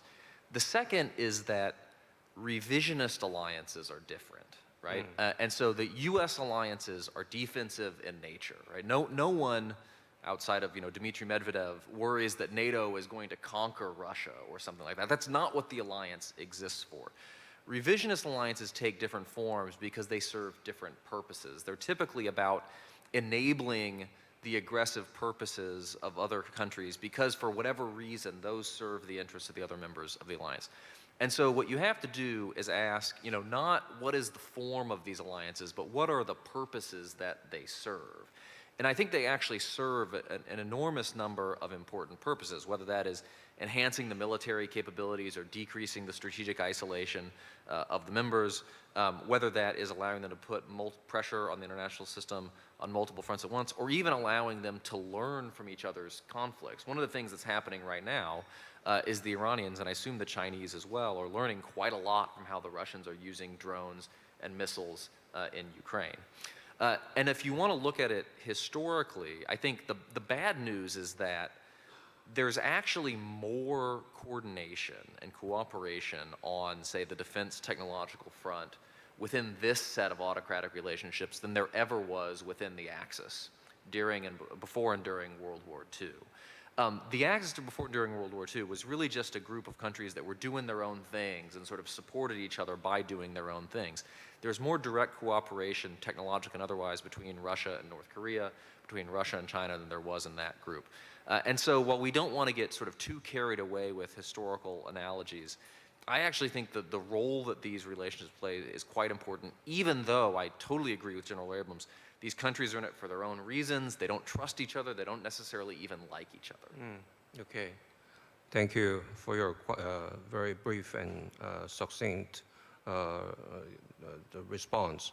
Let me ask a couple of questions to General Abrams. How do you assess Russia, North Korea, kind of a recent military kind of a cooperation? We are very much concerned about kind of a give and take between these two entities. Do you think this kind of alliance, if I may, will survive the end of Ukrainian war? Meaning that Russia is relying on North Korea because of Ukrainian war, right? Even if Ukrainian war is over or put on hold, like a ceasefire, do you think this kind of military cooperation will be going on between Russia and North Korea? And another one is, during your presentation, we emphatically pointed out China will intervene if there is a war on the Korean Peninsula. What if there are two wars, like between PRC and Taiwan on the one hand, and North and South Korea on the other? I think this is a starkly different kind of a situation in terms of allied response to these two kinds of wars, right? So anyway, these two scenarios include Chinese military operations, around the Korean Peninsula, right? So how do you think ROK, U.S. as well as Japan, U.S., generally speaking, trilateral response among Japan, ROK, and the United States respond to this kind of a very complicated situations? And I have 3 minutes to answer Yeah, that very yeah. complex set of Sorry questions. about that. Well, look, let me do the easy of the two, and that's whether the current the new era of Russia-North Korea cooperation is going to be long-term and extend beyond the war in Ukraine. First off, I think anyone who would boldly predict with certainty what Vladimir Putin is going to do, I'd say I would not listen to that person. No one has been able to accurately predict Vladimir Putin's and his actions. Secondly, because I get asked that frequently, do you think Putin's going to do this? Anybody who guesses doesn't really understand Vladimir Putin. Secondly, Russia is going to make, whether it's long-term or not, it's going to be solely upon what's in Russia's vital national interest. They use, Dr. Brands alluded to this, these relationships are not long-term, values-based alliances like the Republic of Korea U.S. alliance, right? Shared sacrifice, values, etc. What we hold most dear. These are very superficial in nature. It's more of a quid pro quo. And when there's no longer need, I could easily see Russia turning his back on North Korea, as they did in the beginning of this century. And certainly, I mean, Russia signed on to all the sanctions in 2016 when all the major saber rattling was going on, the fire and fury era here in the Korean Peninsula. So I would say this is, no one can predict, but I think I could easily see Russia turning its back on North Korea if it was in their best interest. So now on this, I've been through this discussion many times with people about what would happen in a China-Taiwan conflict. How would the U.S. respond? What does it mean for Korea, and so forth? And I have 35 seconds. I'll just simply say this. If that scenario plays out, everyone in the region is going to be involved. There will be no way that the Republic of Korea will be in a secluded off bubble and be able to stand on the sidelines. It will be impossible. The Chinese military, the PLA, is going to use every means necessary. They're going to violate your airspace. There will be no way to avoid the Republic of Korea being involved. I didn't say directly fighting, but they're going to be involved. Secondly, all U.S. forces in the region will be at the disposal of the Indo-PACOM commander. All, to include, what about those stationed in U.S. Forces Korea? They're all at their disposal. That's not to say they will be used, but they are an option. The forces that are stationed here on the peninsula, their primary purpose is to be here as part of the defend force, the fight tonight force, and to deter North Korean aggression. So those types of decisions would have to be weighed very carefully about whether we would take some of that capability away in light of what North Korea might be doing. Okay. I better stop. I'm a minute Thank over. you. Thank you very much. After listening to our two very enlightening speeches, and we have had a very kind of intensive discussions, I think we kind of agreed on the need to find out the sources, as Dr. Brands pointed out, the sources for global strategic risks. And also, on that basis, we need to prepare thoroughly. If I add, the basis for those preparations, I think it should be based on specific scenarios, and also very strong solidarity among the United States partners and like-minded countries. So on that optimistic note, let me adjourn this session. Let's give them a big round of applause.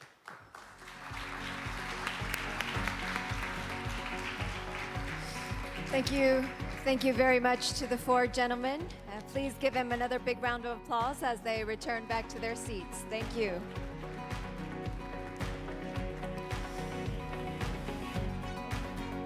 네, 토론을 통해서 각 분야에 계신 Through the panel discussion, we have been much enlightened with the insightful comments and ideas. So we have concluded the first session.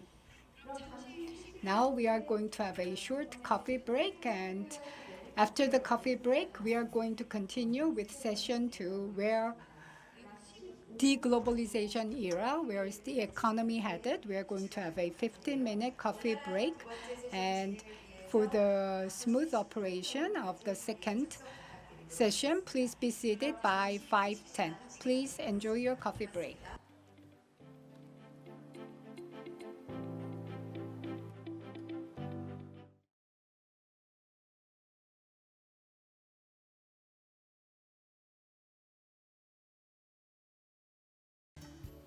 네, 이제 입장해 주시면 바로 Ladies and gentlemen, as soon as you're seated, we're going to start the second session.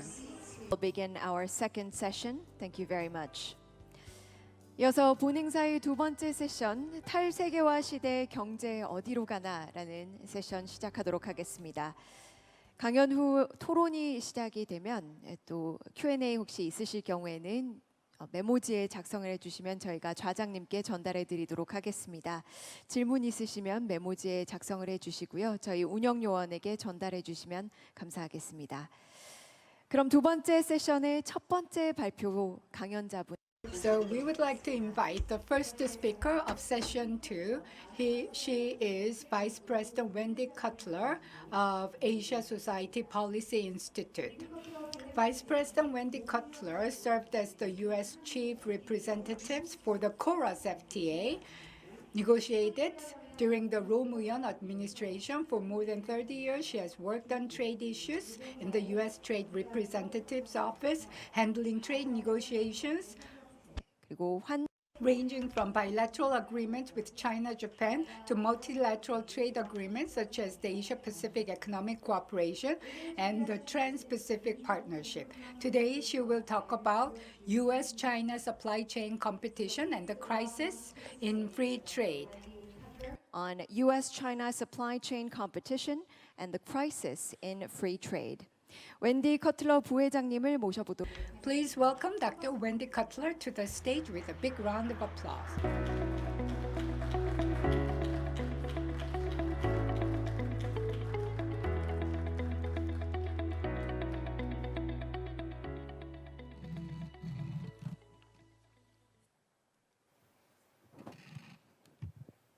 Well, good afternoon. It's really my pleasure to be here, and thanks to Munhwa Ilbo for inviting us. I hope we can make the second session of this conference as interesting and as informative as the first session. Every time I return to Korea, I recall the U.S.-Korea Free Trade Agreement negotiations, KORUS negotiations, where I was the chief negotiator.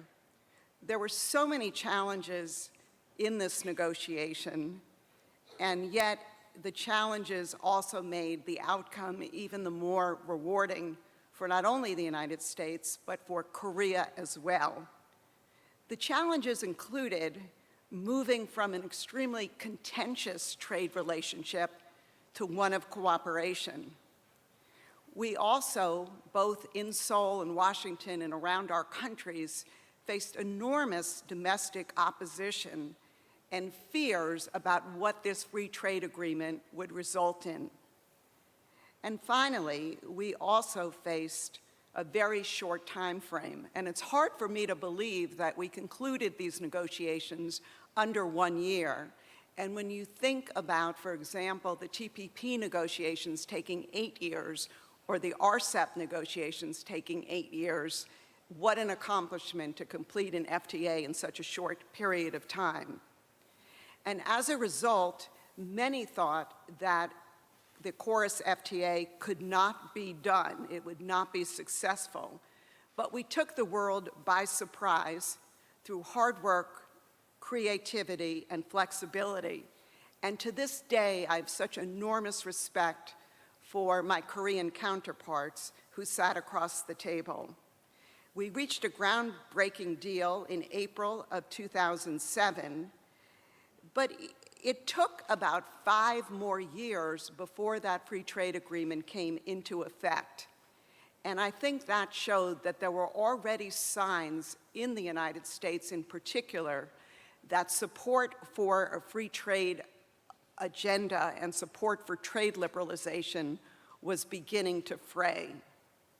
And indeed, today, we find ourselves in a very different world on trade issues, one in which trade liberalization is being eclipsed by an economic security agenda, and one in which long-time and long-held assumptions in the trade world, including efficiency, non-discrimination, and a sense that if you could integrate economically with a country, then you're more likely to achieve peace. So this afternoon, during the next 20 minutes or so, I'm going to discuss these developments.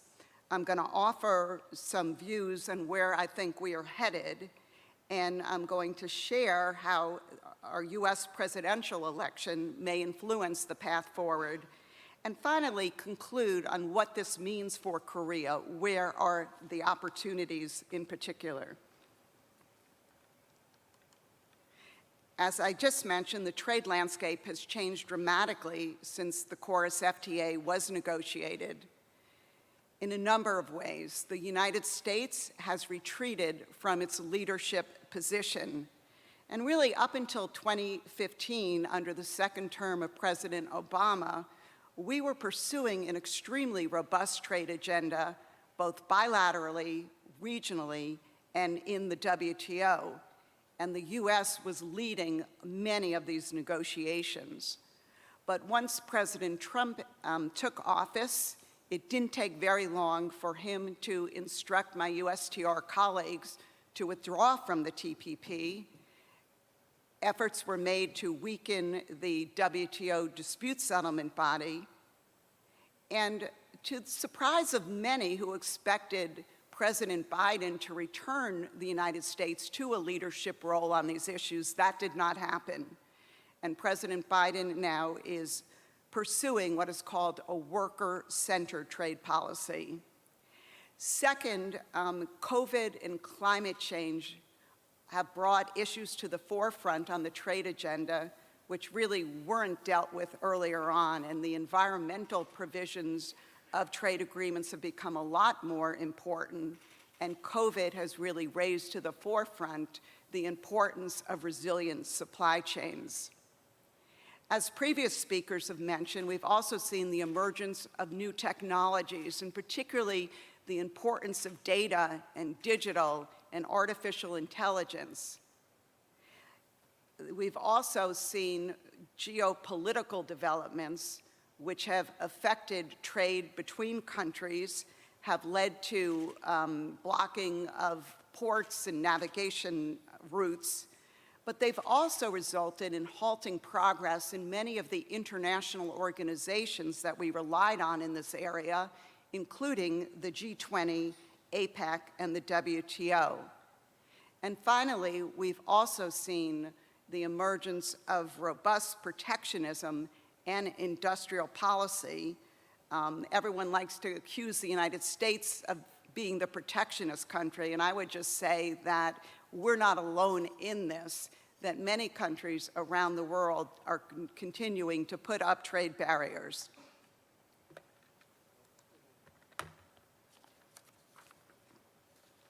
But one of the most important and profound changes that I think have led to where we are today is the rise of China and the emergence of China kind of as a manufacturing hub and a factory to the world. I'm not going to go through the history, as you can see on the slide, of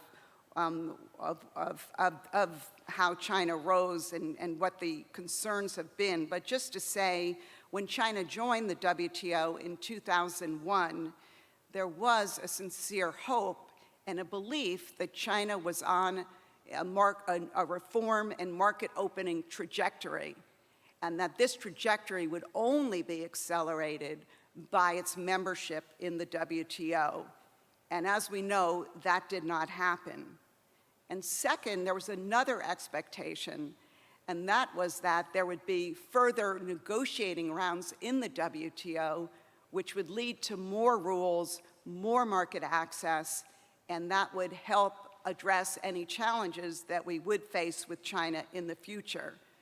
And clearly that expectation has not been met. The Doha round was a failure, and the WTO's negotiating agenda is far from stellar. I would then just say that China internally has moved kind of from reform and opening to new economic initiatives, including dual circulation. And just last year, we've all heard the term new quality productive forces, which suggests that China wants to achieve dominance in the advanced technology sectors and make the rest of the world dependent on China. But we've also seen a China that has become a lot more active in trying to play a greater leadership role on the global stage at a time when the US is retreating.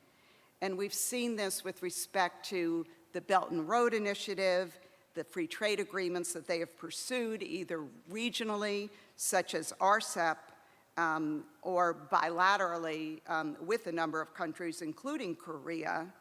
We have seen China apply to join the CPTPP, I will note it's almost 3 years since China has applied to join this agreement, and not much has happened on that front. China has also put in its bid, and negotiations are underway to join the Digital Economic Partnership Agreement.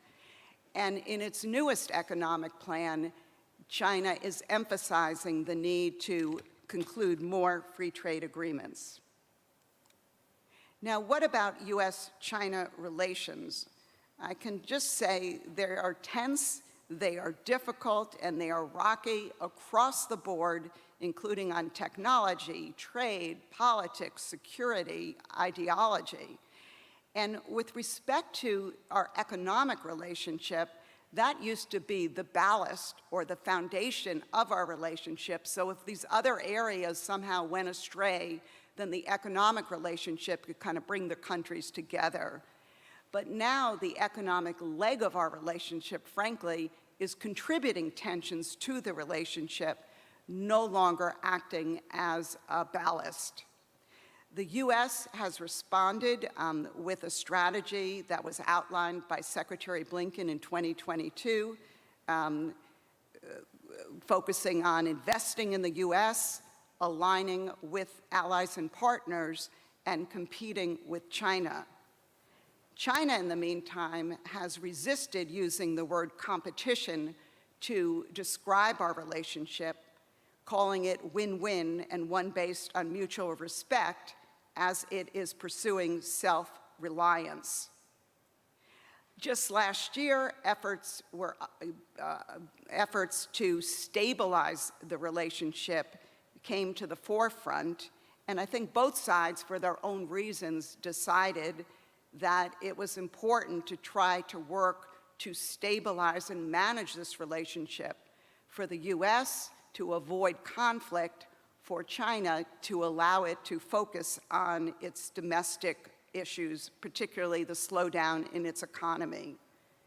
The Biden administration has also put recent efforts on expanding communication channels between the US and China with respect to econ issues, military communication between our two militaries, engagement on fentanyl, and just this week, mentioned earlier, National Security Advisor Jake Sullivan will be in Beijing.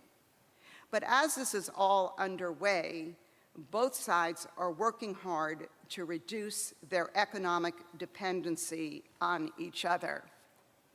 And this gets me to the issue of what is going on with supply chains.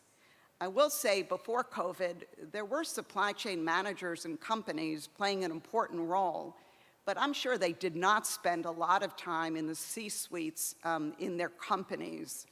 But since COVID, which revealed many vulnerabilities with respect to supply chains, particularly and immediately with respect to medical equipment and pharmaceuticals and vaccines, we soon realized that our vulnerabilities with respect to supply chains were much broader, and what came to the quick attention to the Biden administration was that we were increasingly reliant on China for a wide array of strategic goods that needed to be looked at.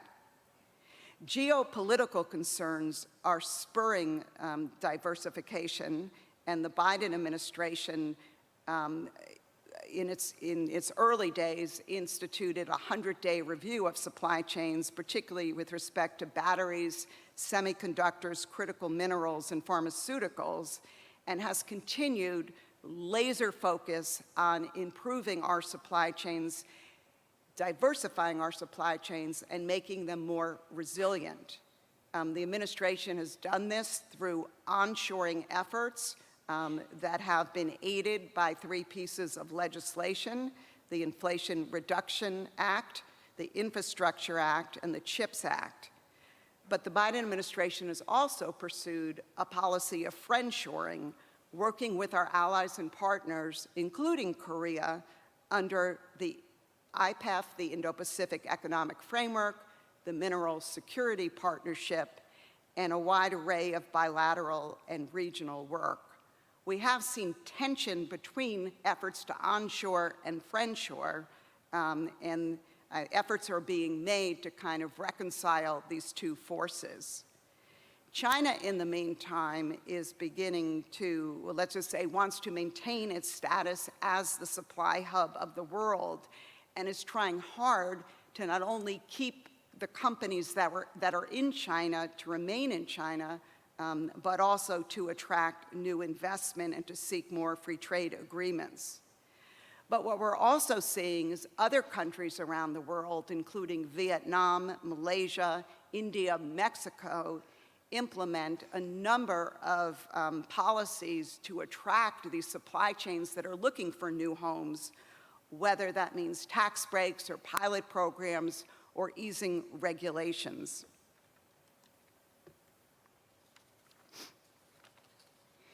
But when it comes to supply chain diversification, there are a number of challenges, and frankly, at a high level, it's easy to say we are going to diversify. It's easier said than done. And I want to just highlight 6 challenges.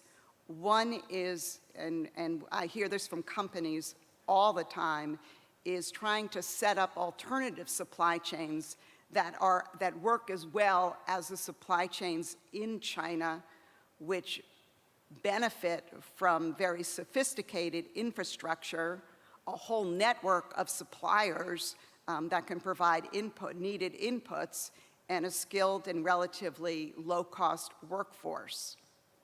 Companies are also confronted with cost increases as they move from the model of seeking cost and efficiency in supply chains and moving to risk mitigation.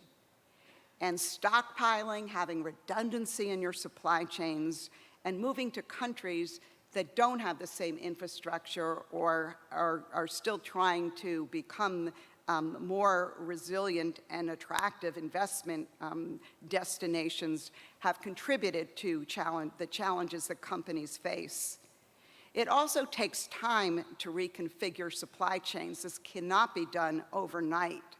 It varies sector to sector. If you build an auto plant in a country, you're not going to just turn around and move it overnight. Maybe you can do that more in other sectors, such as textiles, but some of these investments, it's going to take more time to reconfigure supply chains.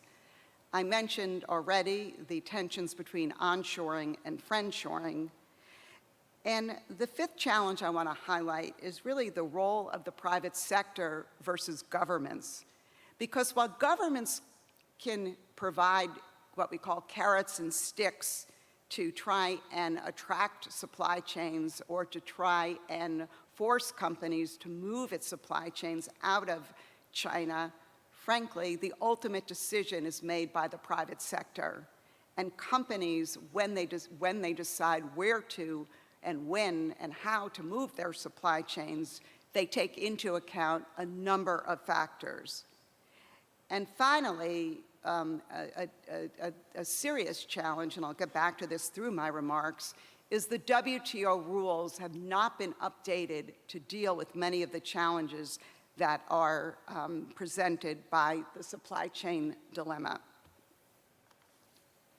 So looking ahead, what do I see happening in the global trading system? We've heard a lot about issues about the current trading system now is under the pressure of fragmentation. And we are seeing that, meaning that if you can look at, for example, there's changes in trading patterns that are underway. China and Russian trade has exploded. US trade with China is down by over 20% this past year. And we've also seen Korea, that the United States now is the top export destination for Korea, replacing China. But I would argue that the fragmentation is not as extensive or as deep as expected, at least to date. Second, I think we're going to see a world where the World Trade Organization continues to exist, but its influence and its ability to deal with these challenges becomes more and more difficult over time now with 165 members. And this will lead, I believe, to small groupings of like-minded countries developing rules, which we're already seeing either through existing fora like the G7, either through group trade agreements or economic agreements like the CPTPP or IPEF or the Mineral Security Partnership, but also in areas like digital, areas like the environment with the recent agreement concluded by New Zealand and 3 other countries. And I think that's where we're headed. And finally, I think we're going to continue to live in a world where the economic security agenda continues to dominate, with trade liberalization agenda becoming less prominent, not going away, but becoming less prominent. Like the other speakers have done, let me just spend a few minutes talking about our US presidential election. This has been an election full of surprises, and I'm not sure that we're done experiencing surprises. There may be more. I don't know anything specific, but again, it's been an incredible few months in this race. It's an extremely tight race, and in many ways, the victor, whoever wins, will largely depend on who wins in 7 key swing states. And in particular, the states of Michigan, Wisconsin, and Pennsylvania in Midwest United States is going to be, the outcome there will be extremely important.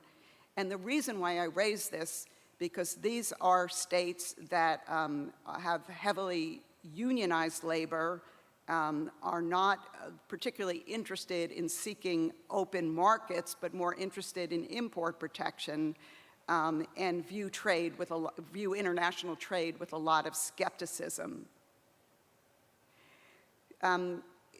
With respect to our election, no surprise to me, but perhaps to this audience, and I don't know how this would figure in a poll in Korea, but trade is not a priority issue for American voters.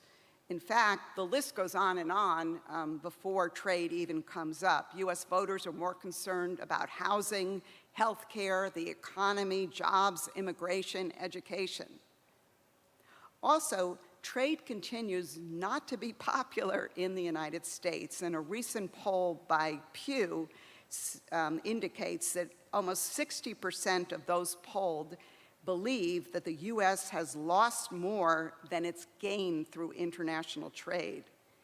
And what's even more astounding to me as someone who grew up in an environment where the Republican Party in particular was the pro-business party, now 3/4 of Republicans in this survey indicated that they do not support a free trade agenda.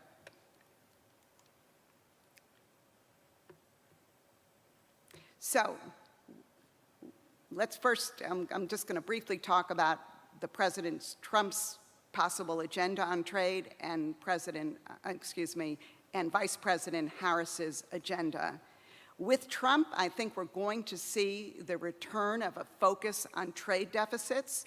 I know the next speaker, Doug Irwin, who's been working on these issues for a long, long time, can explain to everyone here better than I can why this is not a good metric for assessing whether a trading partner is acting in good faith or not. But putting that aside, I just want to make the point, Korea, if Trump wins, has a problem on this trade deficit front. Korea's trade deficit is growing by leaps and bounds with the United States.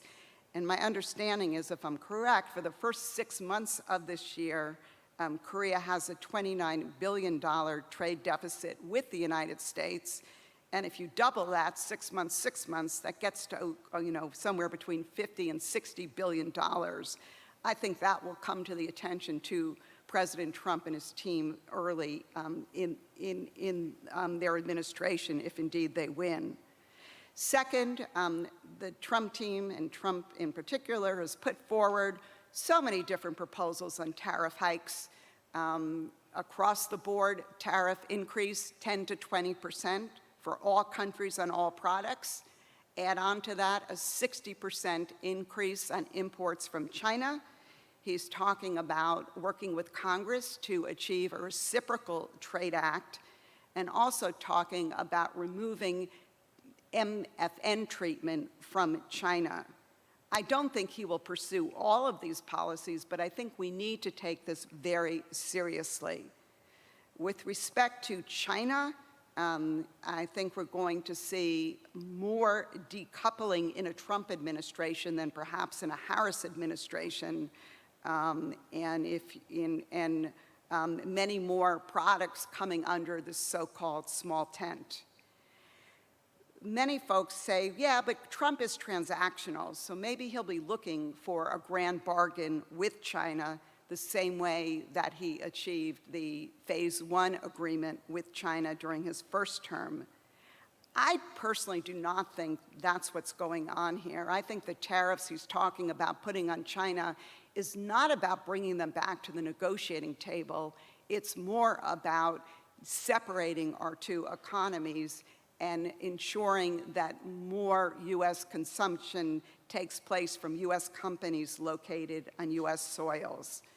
That said, I think he will be interested in pursuing trade deals with a variety of other partners, including perhaps completing the FTA with the United Kingdom that was launched under his administration. And I would also bring the audience's attention to a review of the new NAFTA, the USMCA, which is to take place in 2026. I know there are many Korean companies in Mexico, and I think that this review, particularly under a Trump administration, can be quite disruptive and contentious. So what can we expect from Vice President Harris? Frankly, we don't really know when it comes to the trade agenda.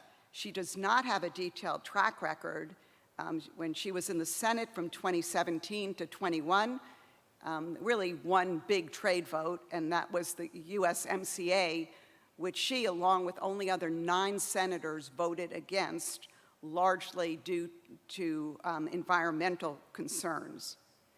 I largely expect continuity with the Biden trade agenda, which is not great news for folks like me and others that would like to see the United States pursue a robust market opening agenda. In the convention, she repeatedly talked about the emphasis on addressing the concerns of the middle class. She's receiving strong support from labor. She will only be in her first term, meaning that she'll be looking towards a second term, and trade is an extremely divisive issue in the Democratic Party. But I think she will put, like President Biden, a premium and importance on working with allies and partners. With respect to where she may diverge from Biden, and we don't know if this is true or not, but just based on what people are coming up with, the environment seems to be an extremely important issue for her, and she may look to seek agreements with other countries to counter, using trade tools to help counter climate change. She may also put a stronger premium on technology. She's led some of the work on artificial intelligence for President Biden, and being from California, she probably understands the importance of technology more than the current president. And finally, she may put an emphasis on human rights, as we've seen based on her votes with respect to Hong Kong and the Uyghurs. I would also just conclude by mentioning that her vice presidential selection, Tim Walz, he comes from Minnesota, which is actually the 3rd largest U.S.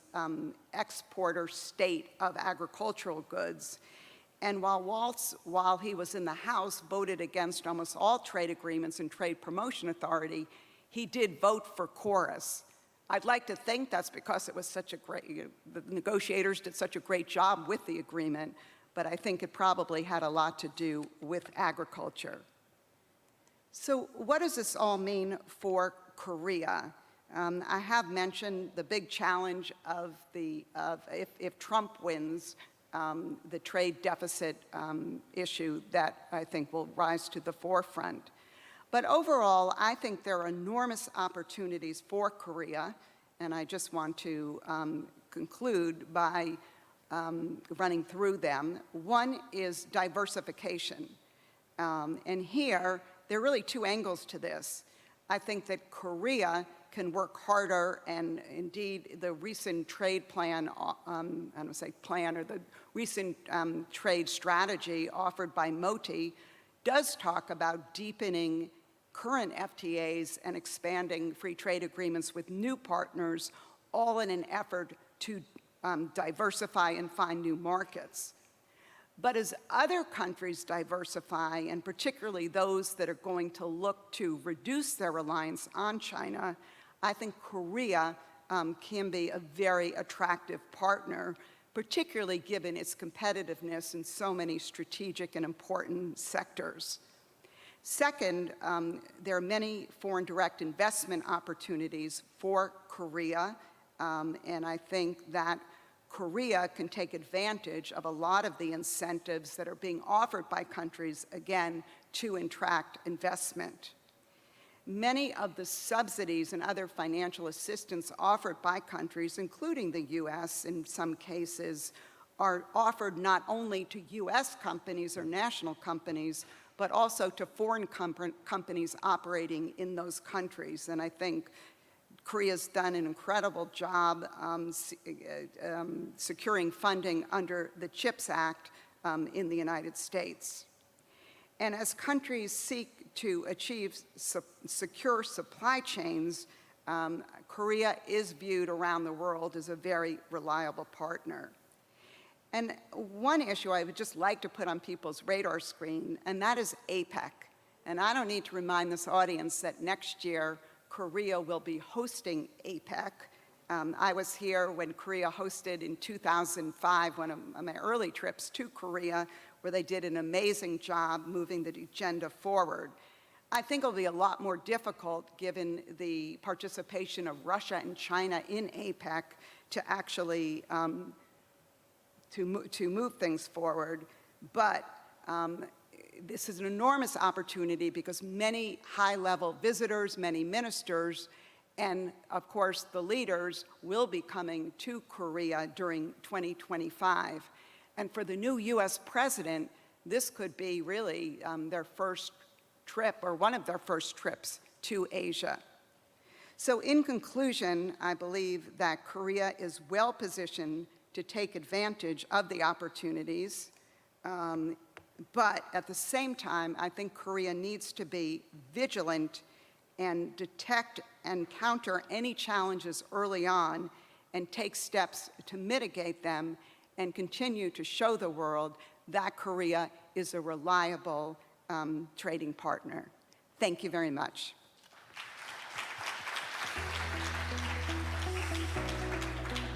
Thank you very much. No success without challenges, indeed. Thank you. Thank you very much, Vice President Dr. Wendy Cutler.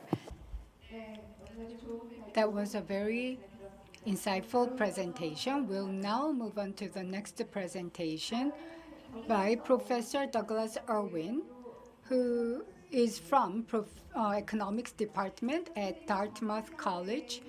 He currently serves as the president of Economic History Association, is a research fellow at the National Bureau of Economic Research, and adjunct senior fellow at the Peterson Institute for International Economics. He previously worked on trade policy issues for President Ronald Reagan's Council of Economic Advisors, and later worked in the International Finance Division of the Federal Reserve in Washington, D.C. With that, I would like to give the microphone to Professor Douglas Irwin. He is going to talk about globalization in the era of global geopolitics and the risk for Korea. In an era of geopolitics and the risks for Korea. 큰 박수로 맞이해 주시기 바랍니다.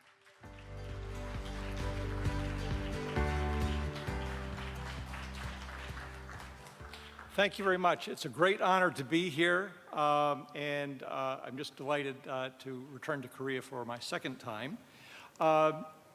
want to talk about deglobalization. There's been a lot of talk about deglobalization, both in the private sector and among government officials. This is just a graphic from the Financial Times, which indicates how this has become an important issue for corporate America and corporations around the world. And there are books being written about deglobalization, Goodbye Globalization. The Economist magazine has said goodbye globalization. They're worried about the movement towards self-sufficiency. So what I want to do is try to put this moment in historical perspective to start with, to ask, are we deglobalizing? And how do we think about today? So just as Taylor Swift has been traveling the world talking about the Eras concert, talking about her different eras, I want to talk about the different eras of globalization and see how we've transitioned to this new era. And the way I do so is by focusing on this graph right here, which is world trade divided by world GDP. And what this is trying to indicate is one indicator among many, it's an imperfect one, about how much global integration there is through international trade. So if it goes up, that means there's more trade as a share of world output. If it goes down, there's sort of deglobalization, there's less. And if you look at the lines here, I've demarcated 5 different eras.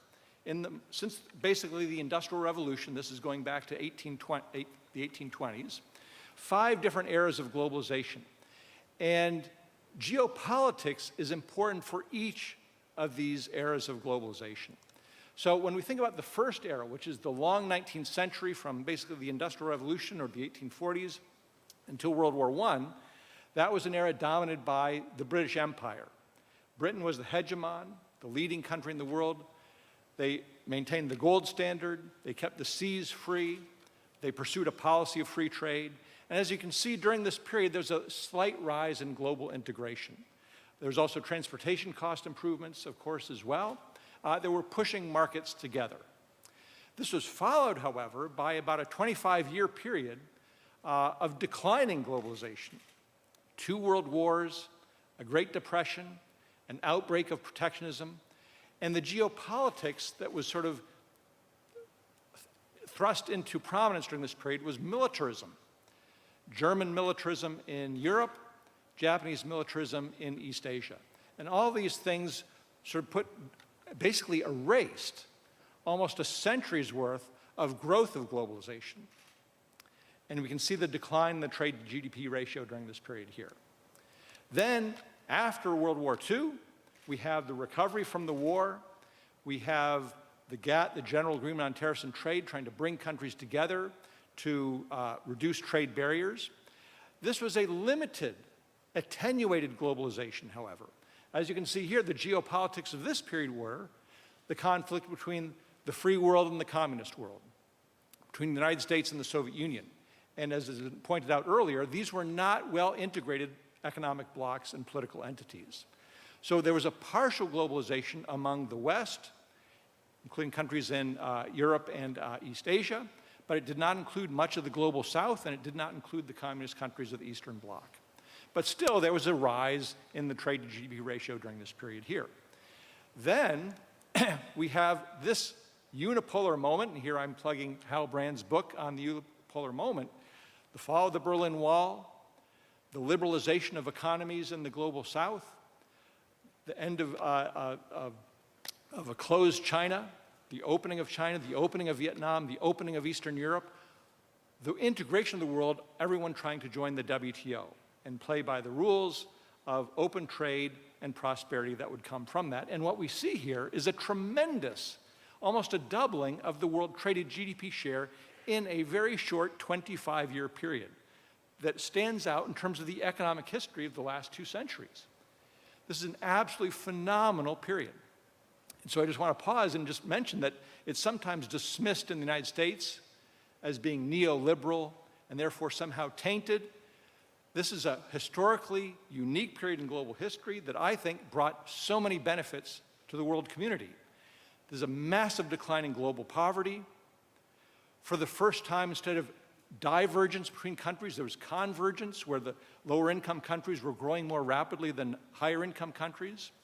And so many benefits to human welfare around the world occurred during this 25-year period. Now, there's always a caveat.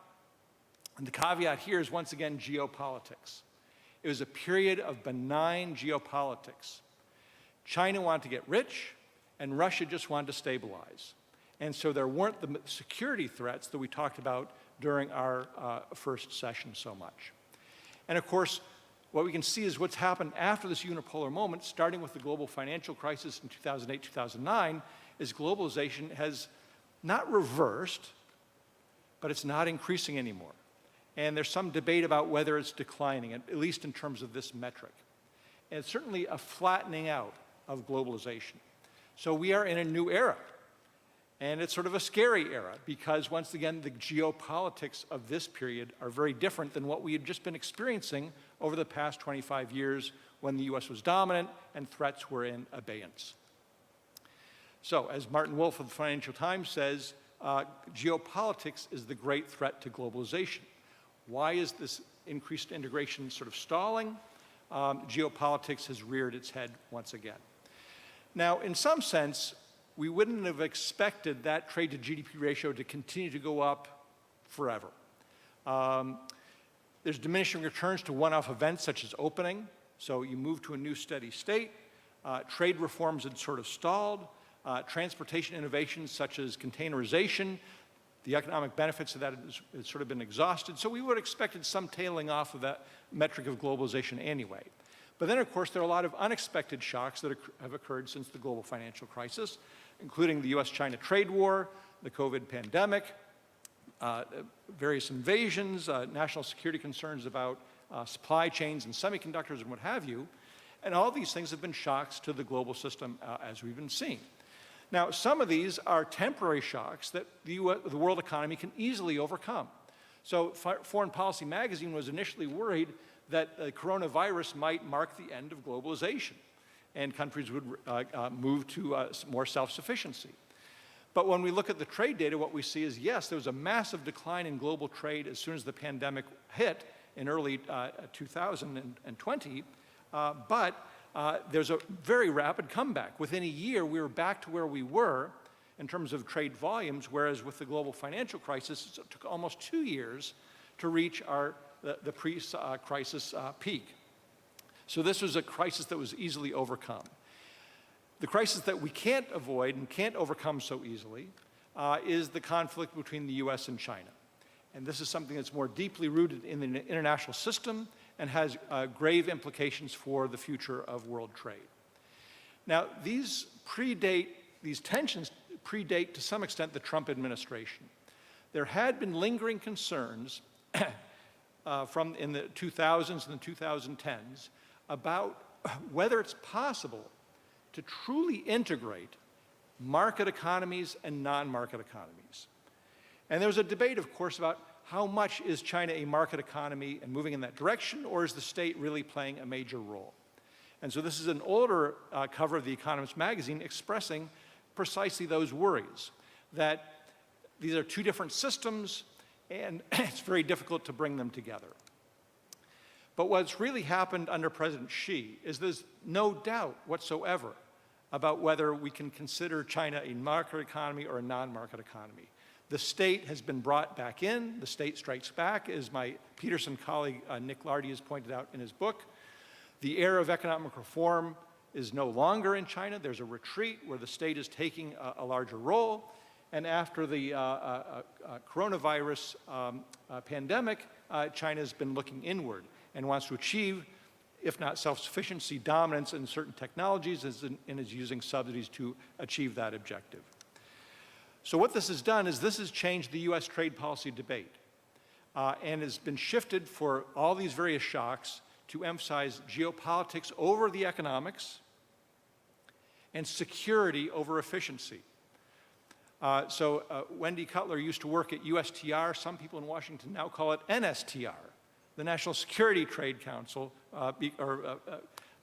because national security considerations dominate, and the NSC takes a leading role in these economic affairs today. So changing priorities have shifted US trade policy, and it's not just, of course, the US, many countries around the world.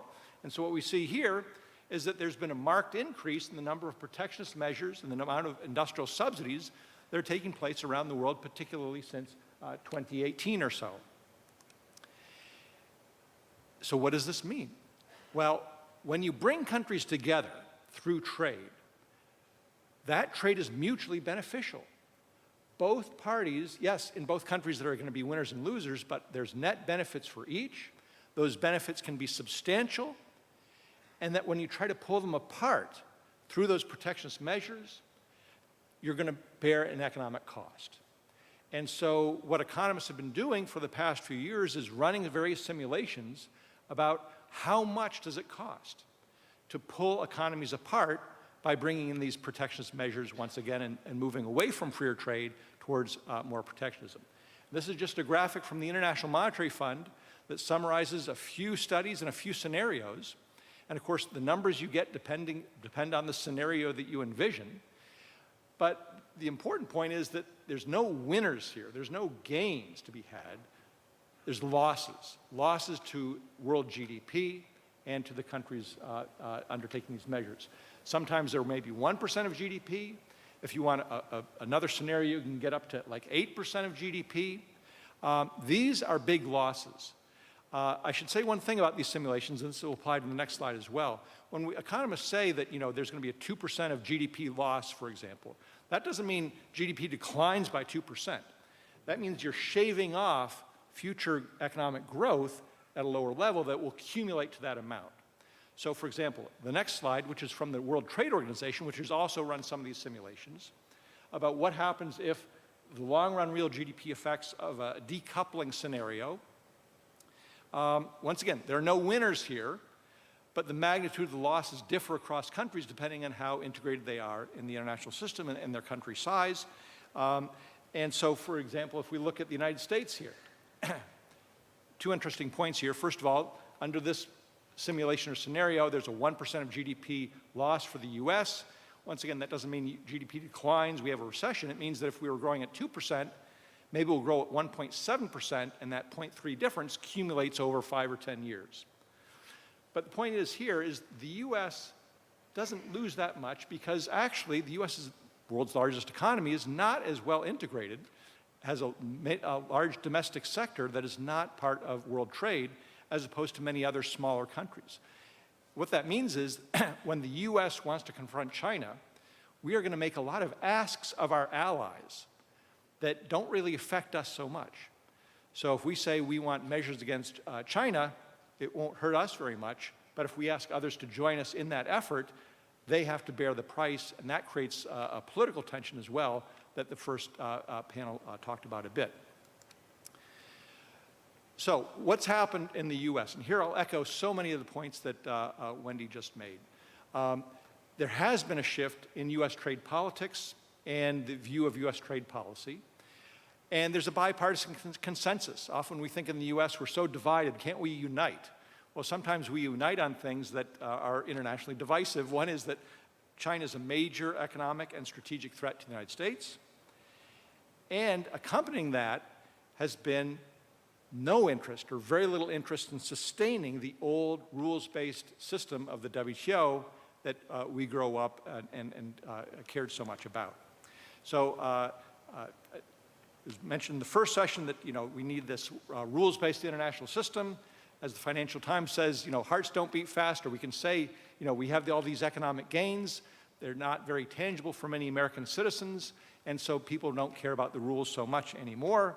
And so this rules-based international order is slowly deteriorating, quietly disintegrating in many ways.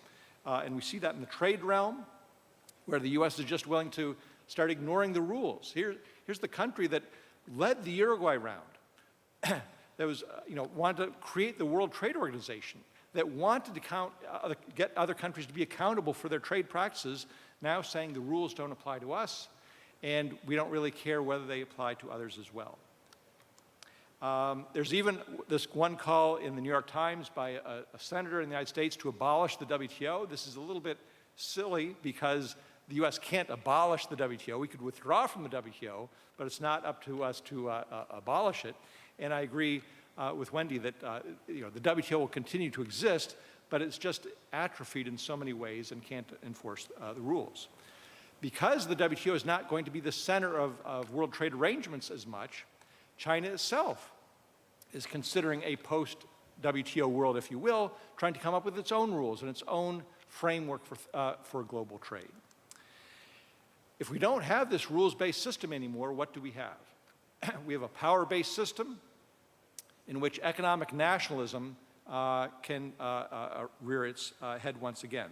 It means big countries can push small countries around, that there can be this commercial punishment diplomacy on the part of China and others, that national security will continue to dominate efficiency considerations, and the rules really don't apply so much, and so we see countries like Canada, even just yesterday or the day before, applying very stiff tariffs against EVs coming from China. It's not clear what, whether that's WTO legal or not, but that's what countries are doing these days. So what does the future hold? Well, a lot depends, of course, on the upcoming election. And so I'll offer my speculations here. Of course, the big issue is what happens if Donald Trump is elected president. Well, let's remind ourselves about what happened during his first term. He pulled out of the Trans-Pacific Partnership. He almost pulled out of KORUS, the U.S.-Korea agreement. He threatened to pull out of NAFTA and then reconsidered and decided to renegotiate it. He spoke about withdrawing from the WTO, and he imposed lots of tariffs. He called himself Tariff Man, national security tariffs on steel and aluminum, Section 301 tariffs on China, and he considered many other things as well. So here he is on day 3, I believe, of his administration, signing the proclamation pulling us out of the TPP. Here is the actual letter that he was getting ready to sign to pull out of the U.S.-Korea trade agreement, free trade agreement. It was pulled from his desk by his chief of staff, so he didn't see it and didn't sign it and forgot about it. And that was, obviously, you know about the renegotiation, but that was a very close call. And I think underlying his view is, and these are his words in his own writing, trade is bad. That's the way he views it. Trade is bad for the United States. And so he doesn't see the mutually beneficial aspects of it. And this is from Bob Woodward's book, which reproduced exactly what he had written coming back from a G20 summit. So what could we expect if President Trump is reelected or gets a second term? Well, he's already spoken about a 10% across-the-board tariff on imports and a 60% tariff on goods from China. Whoops, this is already obsolete because he's spoken about a 20% tariff. So once again, we don't know exactly what will be the case, but the tariffs are probably going to go up. And once again, economists in the United States are running simulations. What happens if these tariffs go into effect? Well, actually, a bigger issue for the U.S. is a lot of the tax cuts that were passed during his first term are set to expire. And if they are renewed, there will be a growth benefit to the U.S., ending that uncertainty, ensuring that the taxes don't go up. But the benefits of extending those tax cuts get completely wiped out with the higher tariffs. And it actually becomes negative if other countries retaliate, which they will, and it will be even more negative if they're 20% instead of 10%. So this is not internalized in terms of the thinking of the president in terms of the cost of tariffs. What would be the impact of a 10% or a 20% across-the-board tariff plus a 6% tariff on goods imported from China? There's going to be ramifications for South Korea. So just yesterday, the Bank of Korea issued a report on the impact of those potential U.S. tariffs on South Korea.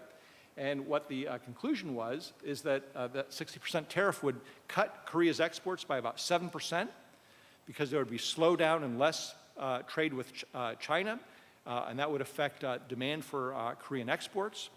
And the impact on GDP would be about 1% for South Korea.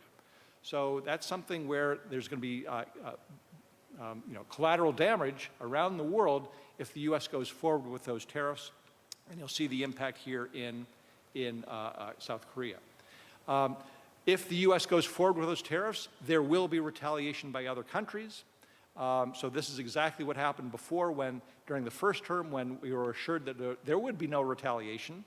But Jean-Claude Juncker of the European Union said, we have to impose import tariffs as well. This is basically a stupid process, but if you impose tariffs, we can't let you get away with that. We're going to impose them as well. and we would see, China did so as well, we'd see exactly the same thing play out. Two other things he's talked about in the past and has brought up a little bit in this campaign: withdraw from the WTO, weaken the dollar, and so this is basically an old threat that he talked about in 2018, threatening to pull out of the WTO. Who knows whether that would actually happen or not. But there is talk about manipulating the exchange rate of the dollar and trying to deliberately push down the dollar to promote U.S. exports and reduce U.S. imports as a way of reducing the trade deficit. Whether they could actually do that and exactly how they would do that is unstated, but the idea is floating around. What we do know, however, is that he has not lost sight of international trade. And so Robert Lighthizer, whose book I saw in the bookstore just down the street, translated in Korean, and something you should be studying in case there is another Trump administration, because he will probably play a role in international trade, if not larger affairs. He and others have suggested, he's going to come back and he'll be even harder on other governments if there's another term. So I think, as some of the earlier speakers had spoken, buckle up if there's another Trump term, a lot of uncertainty and volatility.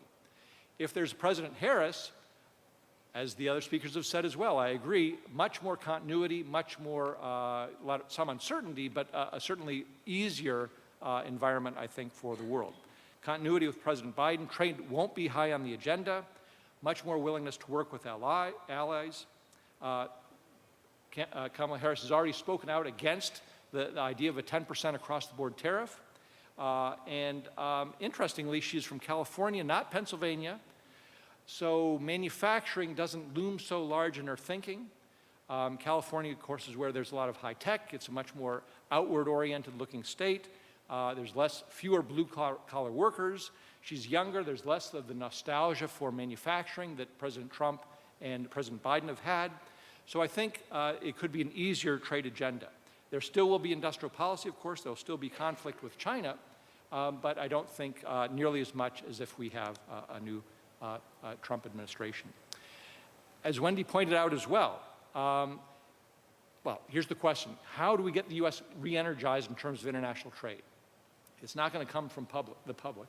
The public either doesn't prioritize trade or has a dim view of trade. But I think if we look at history, when has the U.S. been re-energized in terms of having a positive trade agenda? Because we have in the past, for many decades, in the 1950s, for example, not pushed the trade agenda very much. But every now and then, the U.S. gets activated. What activates the U.S.? The perception that there's going to be a gain from trade agreements because we're being discriminated against, and trade agreements will get rid of that discrimination. So the first time we really see this is in the 1930s, when there was a large discrimination against the U.S., imperial preferences on the part of Britain and its colonies. That led to the Reciprocal Trade Agreements Act in the United States. This cartoon sums it up. The U.S. hides behind its Smoot-Hawley tariff in 1930. The rest of the world there gets together and says, okay, if the U.S. doesn't want to trade, we'll trade with one another. But there's the U.S. looking over the wall saying, we want to engage in trade. That led to the Reciprocal Trade Agreements Act, which got us negotiating with other countries.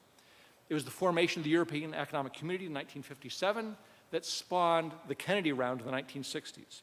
It was EC expansion in the 1980s to include other countries, agricultural subsidies, which were blocking U.S. agricultural exports, that led to the Uruguay Round. And so what could possibly bring the U.S. out of its shell? Possibly the CPTPP. If there's a large bloc in the Asia-Pacific with major countries that are rapidly growing markets, and the U.S. is outside of that, that will at some point get the U.S. attention and, I believe, bring the U.S. back to the drawing board. So what does this mean for Korea? I'm just about out of time, so I can't elaborate on what Korea could possibly do, but I will urge you to go to the Peterson Institute website and download this paper just issued last month by two of my colleagues, laying out exactly what Korea can do to navigate this challenging and difficult environment. And one of the points they make is that there's not necessarily this a choice that it's either China or the U.S. China has been a large market for many, many years, but you can see here that the share of Korea's exports has been rising to the U.S.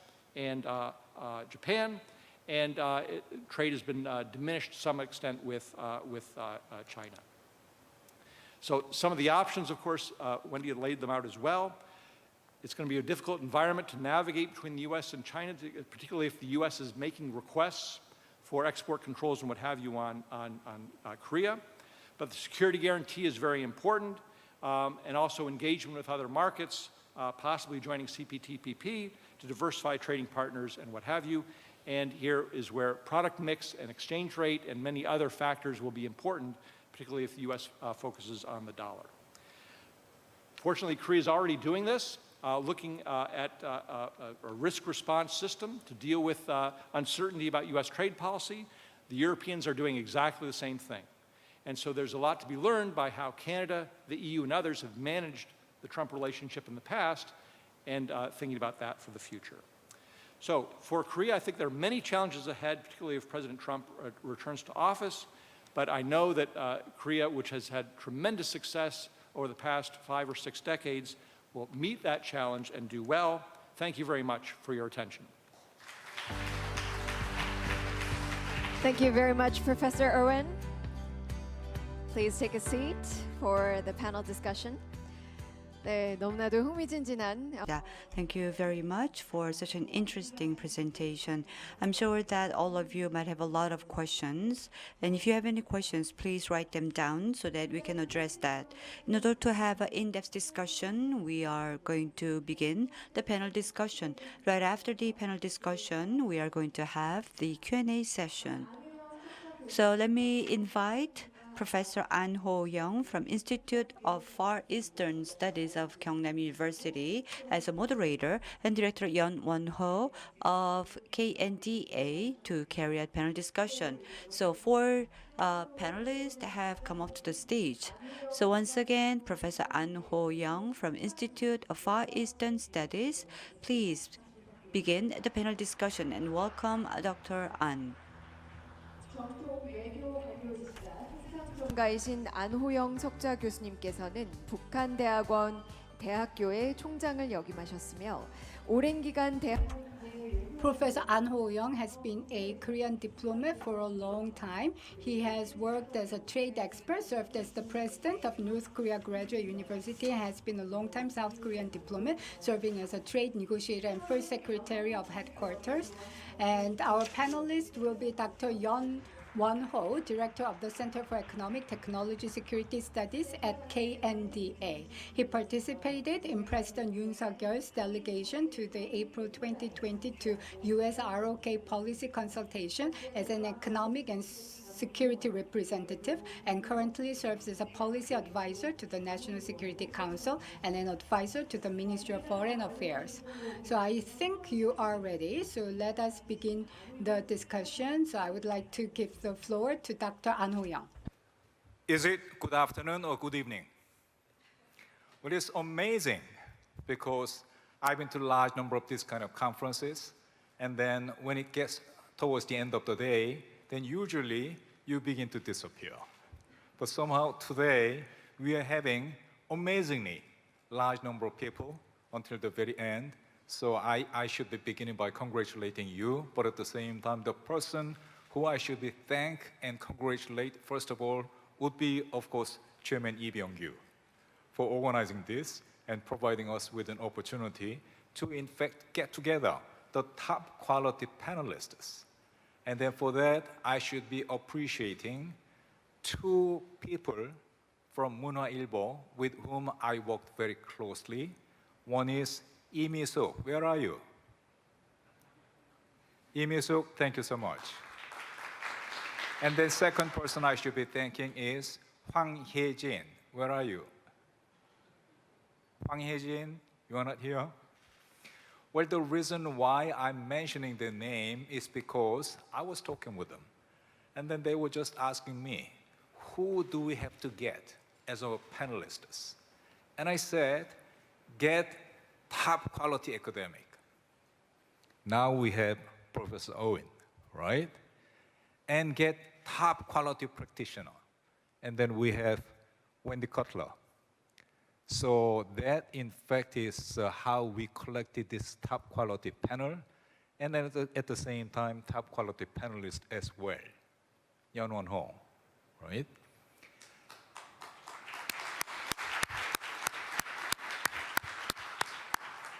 So the format of our discussion would be in line with the first session, which is the discussion would be in 3 different parts. In the first part, Dr. Yeonwon Ho would be making comments and questions with 2 panelists.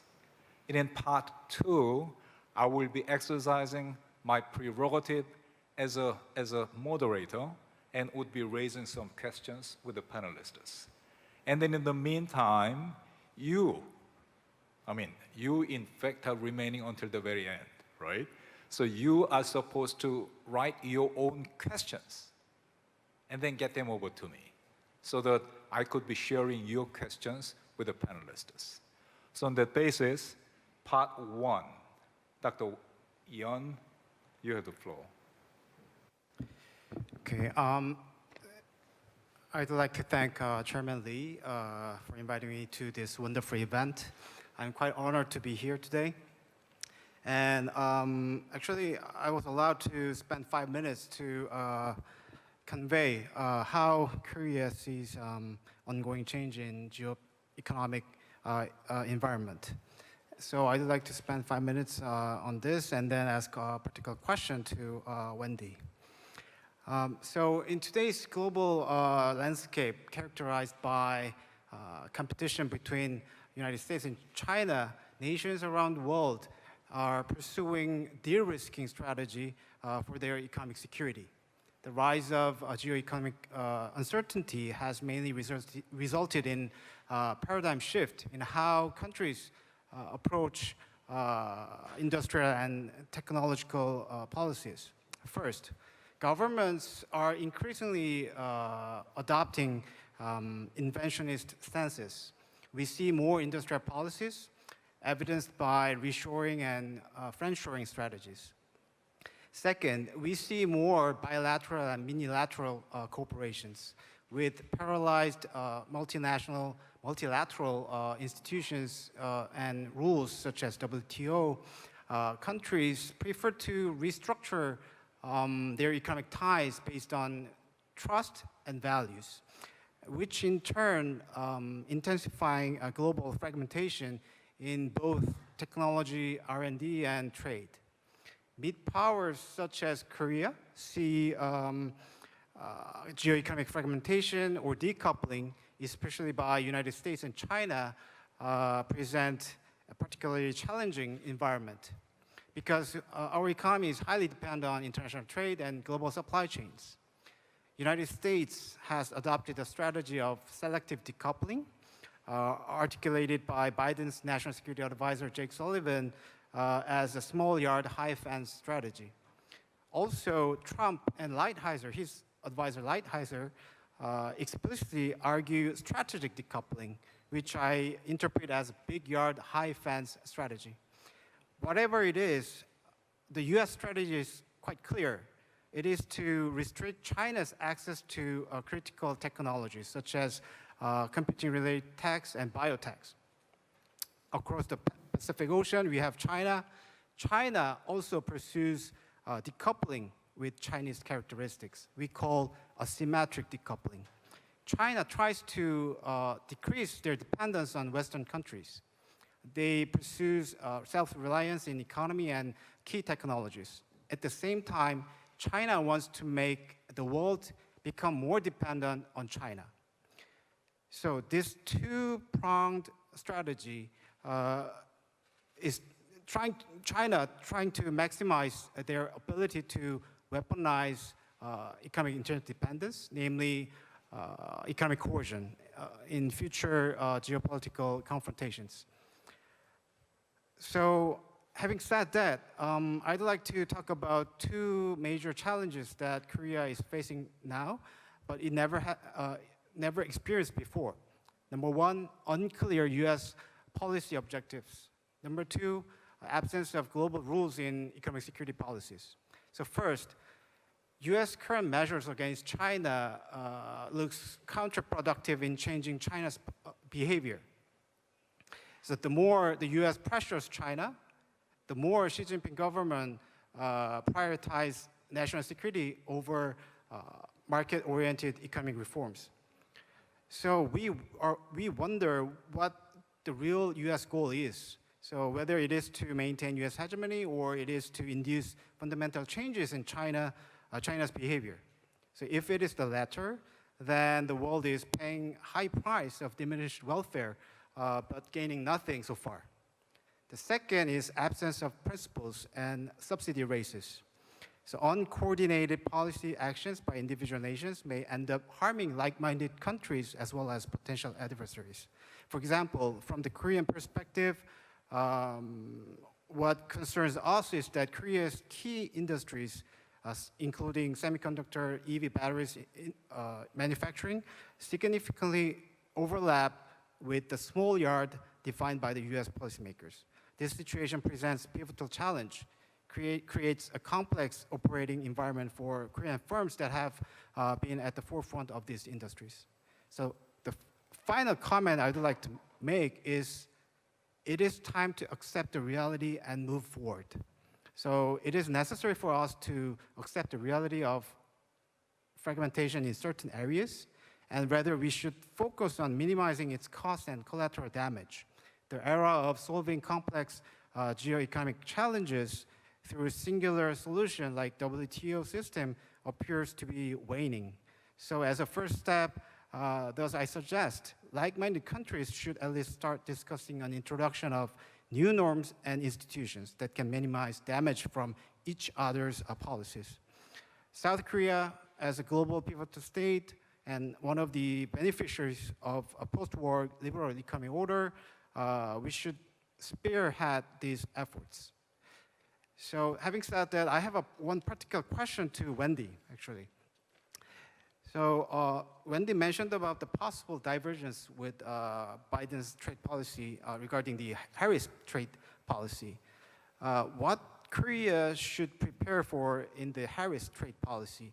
I know, you mentioned about the human rights issue and climate change issues, but that can affect the supply chain disruption. I mean, they can incur supply chain disruption. So that's my question to Wendy. And one of the slides that Professor Owen showed us was quite striking. The discrimination might be the kind of solution for Korea to cope with the situation. That's quite surprising. But I have no particular question to you. Yeah. Let me stop here. Thank you. Wendy, are you ready? I sure am, and I just want to compliment the audience for remaining here, as our moderator, Ambassador Ahn, said, because if this conference were in the United States, we'd be talking to nobody 6:15 in the evening.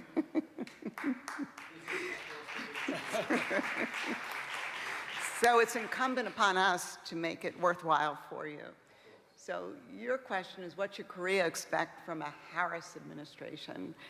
And in my view, I think, again, there will be a lot of continuity.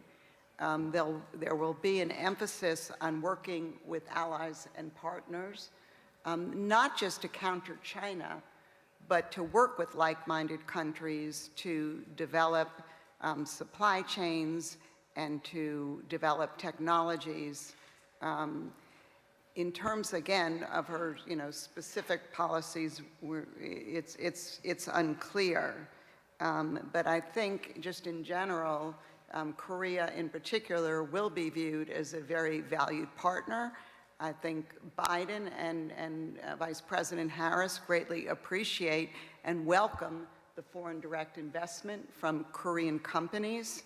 And when Harris talks about tariffs, she limits it to selective tariffs against China, not across-the-board tariffs.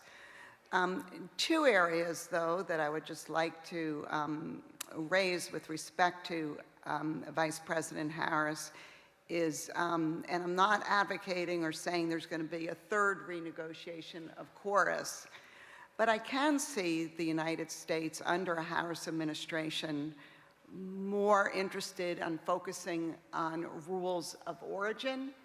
And some of the rules of origin, particularly with respect to autos, is pretty weak in chorus at 35%. So that is one area where there may be an overture to not just Korea, but to work with other free trade agreement partners to raise the content required from parties to the agreement. The other area would be labor. And here, as we know, both the Democrats and Republicans came together to institute very robust provisions on labor in USMCA, including a facility-based dispute settlement mechanism. Again, I'm not saying that she's going to advocate this or force Korea to do this, but I think there may be pressure, again, in free trade agreements across the board to strengthen the labor provisions, and of course, as I mentioned during my remarks, the environment provisions as well. Thank you. Dr. Yeon, in case you come up with more questions, then you will be always welcome to come and share them with the panel, right? So let me just move on to part 2, where I will be raising questions with the panelists. So my first question goes to Wendy. And then my first question will be this, which is that you spoke a lot about supply chain. And Korean business companies, they also are concerned a lot about supply chain. But when Korean companies talk about supply chain, that in fact is almost always all the time about one area of supply chain, which is critical minerals, the supply of critical minerals, because of importance of manufacturing sector, because of the importance of batteries and electric vehicles, et cetera. So supply of critical minerals is so important for Korean business community. And in that sense, I was very much encouraged when United States came up with IPEF. And there are 4 pillars in the IPEF, and second pillar, of course, it is about supply chain. And then recently, they in fact instituted a group, which is Crisis Response Group, under Pillar 2. And Korea was elected as a chair country. So that, in fact, is very encouraging. But at the same time, I think we should be thinking about the reality. And then the reality kicks in, which means, well, all those critical minerals, especially in order to make battery, for example, they are lithium, cobalt, nickel, carbon, and China has such a kind of, influence over the supply of those critical minerals. And whatever we do through Pillar 2, whatever we do with critical minerals, then we will have to deal with that reality where China, if it wishes, and as a matter of fact, from time to time, China has already expressed eagerness, willingness to use them as a means of coercion. So how do we deal with that? On the one hand, we in fact are making many efforts like IPF, like Mineral Security Partnership, et cetera. But on the other hand, I think you already said it. The reality, we cannot change it so quickly, right? So in the meantime, what do we have to do? Well, you've definitely pointed to a serious challenge right now because, as you mentioned, with respect to minerals which are critical not only for military application but for commercial application, China really dominates in this sector. And it's not just because they have critical minerals in China. It's that they import these critical minerals from around the world, Africa, Latin America, et cetera, and they process them in China, and then they export them. And processing these critical minerals is extremely, based on current technology, is very destructive to the environment. And so many countries don't want to do the processing. And so this is an immediate challenge, but the only way to deal with this challenge, you could just say, we can't change things, so we'll just have to live with the world as it is. Or alternatively, and I would support this approach, is working with like-minded countries, including those like Canada, like Australia, like Chile, that are really the home for a lot of critical minerals, and try and get the extraction and the processing up and running. It is going to take time. China, as you mentioned, has recognized that it can use these minerals as a means of leverage and of coercion. I laugh because you go to conferences in the United States and everyone's talking about germanium and gallium, and a year ago no one even knew what those minerals were.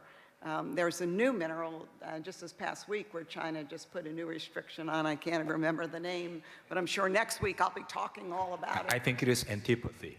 Yeah. In any event, again, there is an immediate serious problem, but the way to deal with it is to deal with it methodically and work with allies and partners. Well, Wendy, summing up your very smart answer, it seems to be coming down. Well, it's very unfortunate, but for the time being, there is not much we could be doing. But anyhow, I should be raising a related question, which is a question about another issue we have mentioned a lot in your presentation, which is FDI. And then all those legislations which were passed in the United States, like infrastructure bill, like CHIPS bill, like Inflation Reduction Act, etc., etc. And in accordance with that, then of course Korean companies built battery plants, built EV plants, etc., etc. in the United States. One thing they have to deal with, a related issue they have to deal with, would be something called FEOC, Foreign Entities of Concern. And the guideline which has been provided through, I guess, Department of Treasury is, well, FEOC, in fact, all Chinese companies, in fact, would be considered as FEOCs, Foreign Entities of Concern. And batteries, EVs, if they contain parts being provided by FEOC, that is to say Chinese companies, they will not be eligible for subsidies. That's the guideline, right? So that, in fact, puts Korean companies in a very difficult corner, in the sense that on the one hand, they are trying their best to secure supply of critical minerals, but much of it still would be taking some time before we get any alternative sources from Chinese sources. So I wonder how this kind of, challenges, real-life challenges for Korean companies could be addressed. Well, let me just add, a number of U.S. companies are also concerned about FEOC as well, given their relationships with China.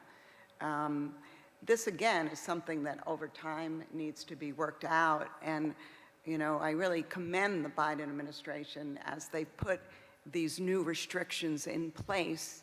They have gone out for official public comment. They've held public hearings, but they've also welcomed companies into their offices to really discuss these matters, because they're extremely complex. Sometimes some of these provisions need to be grandfathered in. Sometimes there are other ways to deal with them. And I think, although I know, and I was here a year and a half ago in Seoul when the Inflation Reduction Act was just passed, and every meeting I had, that's all anyone wanted to talk about. But now I don't have those conversations as much here, and I think that's because the administration has been quietly working with Korea and others, trying to understand their concerns and see if there are ways to address them. Sometimes the answer has been yes. For example, in the IRA, when leasing of electric vehicles was exempted from the restriction or eligible for the subsidy, sometimes, of course, the concerns have not been able to be addressed. But I think Korea is an important partner for the United States. There's a deep appreciation for all the foreign direct investment coming into the United States. And I think a commitment to work with Korea to kind of work through their problems. with our statutes.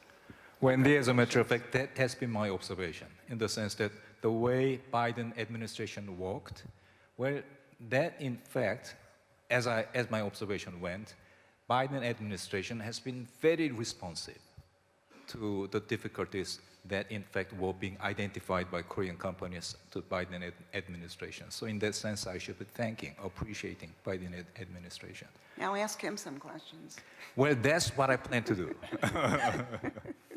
So Professor Owen, well, I saw many of your slides, and one slide which really impressed me was about 200 years of, change, which happened in the relationship between, trade over GDP, right? And then it was a very impressive slide in the sense that it went up so steadily during the Cold War period, and then after the end of the Cold War, it began to skyrocket, went up so high, and then beginning from sometime like 2008, then it began to stagnate. But at the same time, the most impressive part for me about those slides you shared with us was, well, in fact, the trade didn't fall off so quickly. They are holding off. It's not going up, but at the same time, it is not crashing. It is holding off. And I said to myself, that in fact is marvelous. Why? Because there are so many trade measures, as you rightly mentioned. And the United States, in fact, is, well, in a sense, turning its face away from WTO, away from rule of law, away from multilateralism. And when United States does that, then it cannot but have, quote unquote, bad impact upon other countries in the world, right? But even all of that, given all of that, pandemic, geopolitical tension, et cetera, even then, the trade is holding off. And I said to myself, that's amazing. How is it happening? So what would be your explanation? Well, first of all, I think you're very astute in making that observation, because with all the doom and gloom about deglobalization, we don't really see it. It's very difficult for supply chains to get disrupted and changed overnight, and we don't see that decline. That initially, it was sort of year-by-year thing. It looked like it might be going down, but it really is sort of flat. And I think it has to get to a couple points, or it's due to a couple of reasons. One is a lot of things we're talking about that come out from the U.S.-China relationship. We're worried about semiconductors. During the pandemic, we were worried about masks and personal protective equipment. But there are a lot of goods that don't fall into those categories. Now we're worried about EVs, but a lot of goods are not of strategic concern. And that their commerce just continues to roll on. Sometimes problems with pandemics or shipping crates and the expense of travel. Sometimes you have to move a little bit around the Horn of Africa because of the terrorism there. But trade is sort of moving on in so many other sectors. So I think it's not sort of a 1930s scenario where barriers are just going up on all goods. Now the 10% or the 20% across the board tariff, that would be a game changer in some sense. But right now it's sort of picking and choosing, as you've said, sort of small fences, high fences, small yards. The worry is that that yard gets bigger and bigger and the fences get higher and higher, and that there's that creep over time. But we haven't quite seen that, partly because things are so complicated. So I think it's a combination of so many countries are vested in growing world trade that they don't want to pull back. That keeps protectionist pressures in check to some degree. The fact that the nature of the competition with China is confined to a few sectors means that the world economy is still doing well in many cases. Right. The third answer you gave me, that in fact is very impressive in the sense that where so many economic actors, they in fact already understand about the benefits of international trade. So whatever the regulations are, then they continue to practice what it worked for them. So Yes. that in fact is again a reality in the market. It's a status quo bias. So when the world was much more closed and protectionist, it was very difficult to overcome. And thank goodness for negotiators at USTR for helping push the world in that direction. But it was a very, very difficult thing to do to get other countries to drop their trade barriers, as it is in the United States. But once you're in that new equilibrium with lower barriers, and there have been benefits from that, reversing it is also very difficult. because you have vested interests that don't want to see trade fall. And so that's sort of a little bit of where we are today.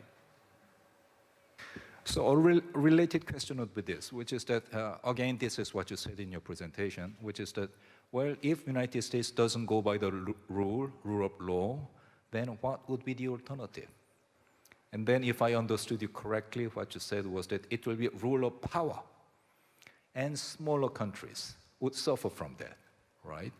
So I think that's another reason why we want to see the United States to come back to rule of law, to come back to the WTO.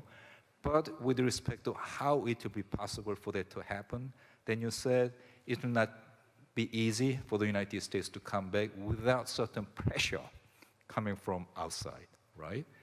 And then for that, you shared with us about certain examples like imperial preferences, like creation of European Economic Community, and the spread of European Economic Community, single European market, et cetera, and that, in fact, is the historical experience of the United States, right?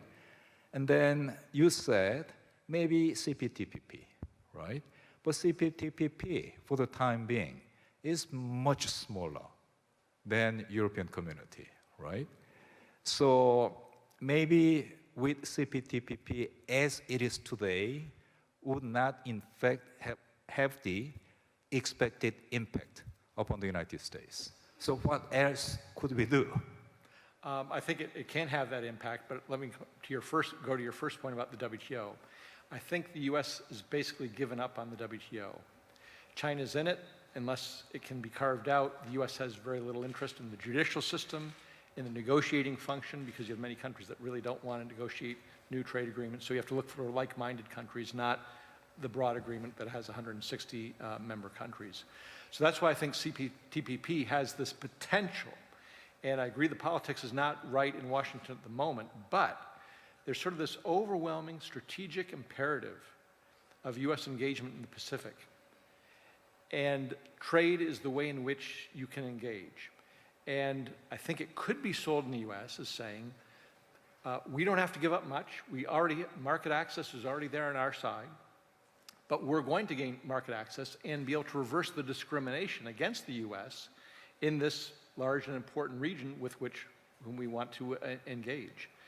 And so, even some Republicans and even some Democrats recognize that strategic purpose, even though they may be silent about it now because it's not politically opportune.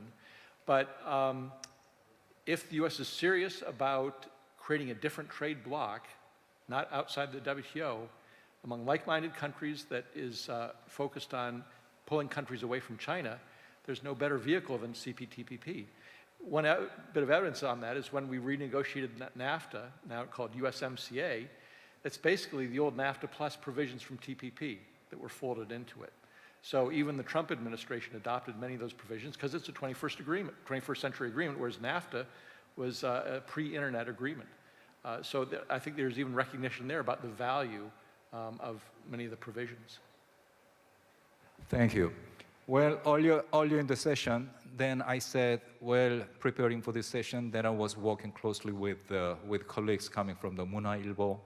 And then last evening, those colleagues, they in fact made me a request, well, please raise this question with the panelists, a very practical question with the panelists, which would be, well, in fact, now we understand how difficult the whole economic risks are in the international economy, but at the same time, the real, answer we would expect to hear from Wendy as well as from Professor Owen would be, so what is your recommendation, practical advices about what we should be doing in order to navigate and find our path in this very difficult and challenging situation?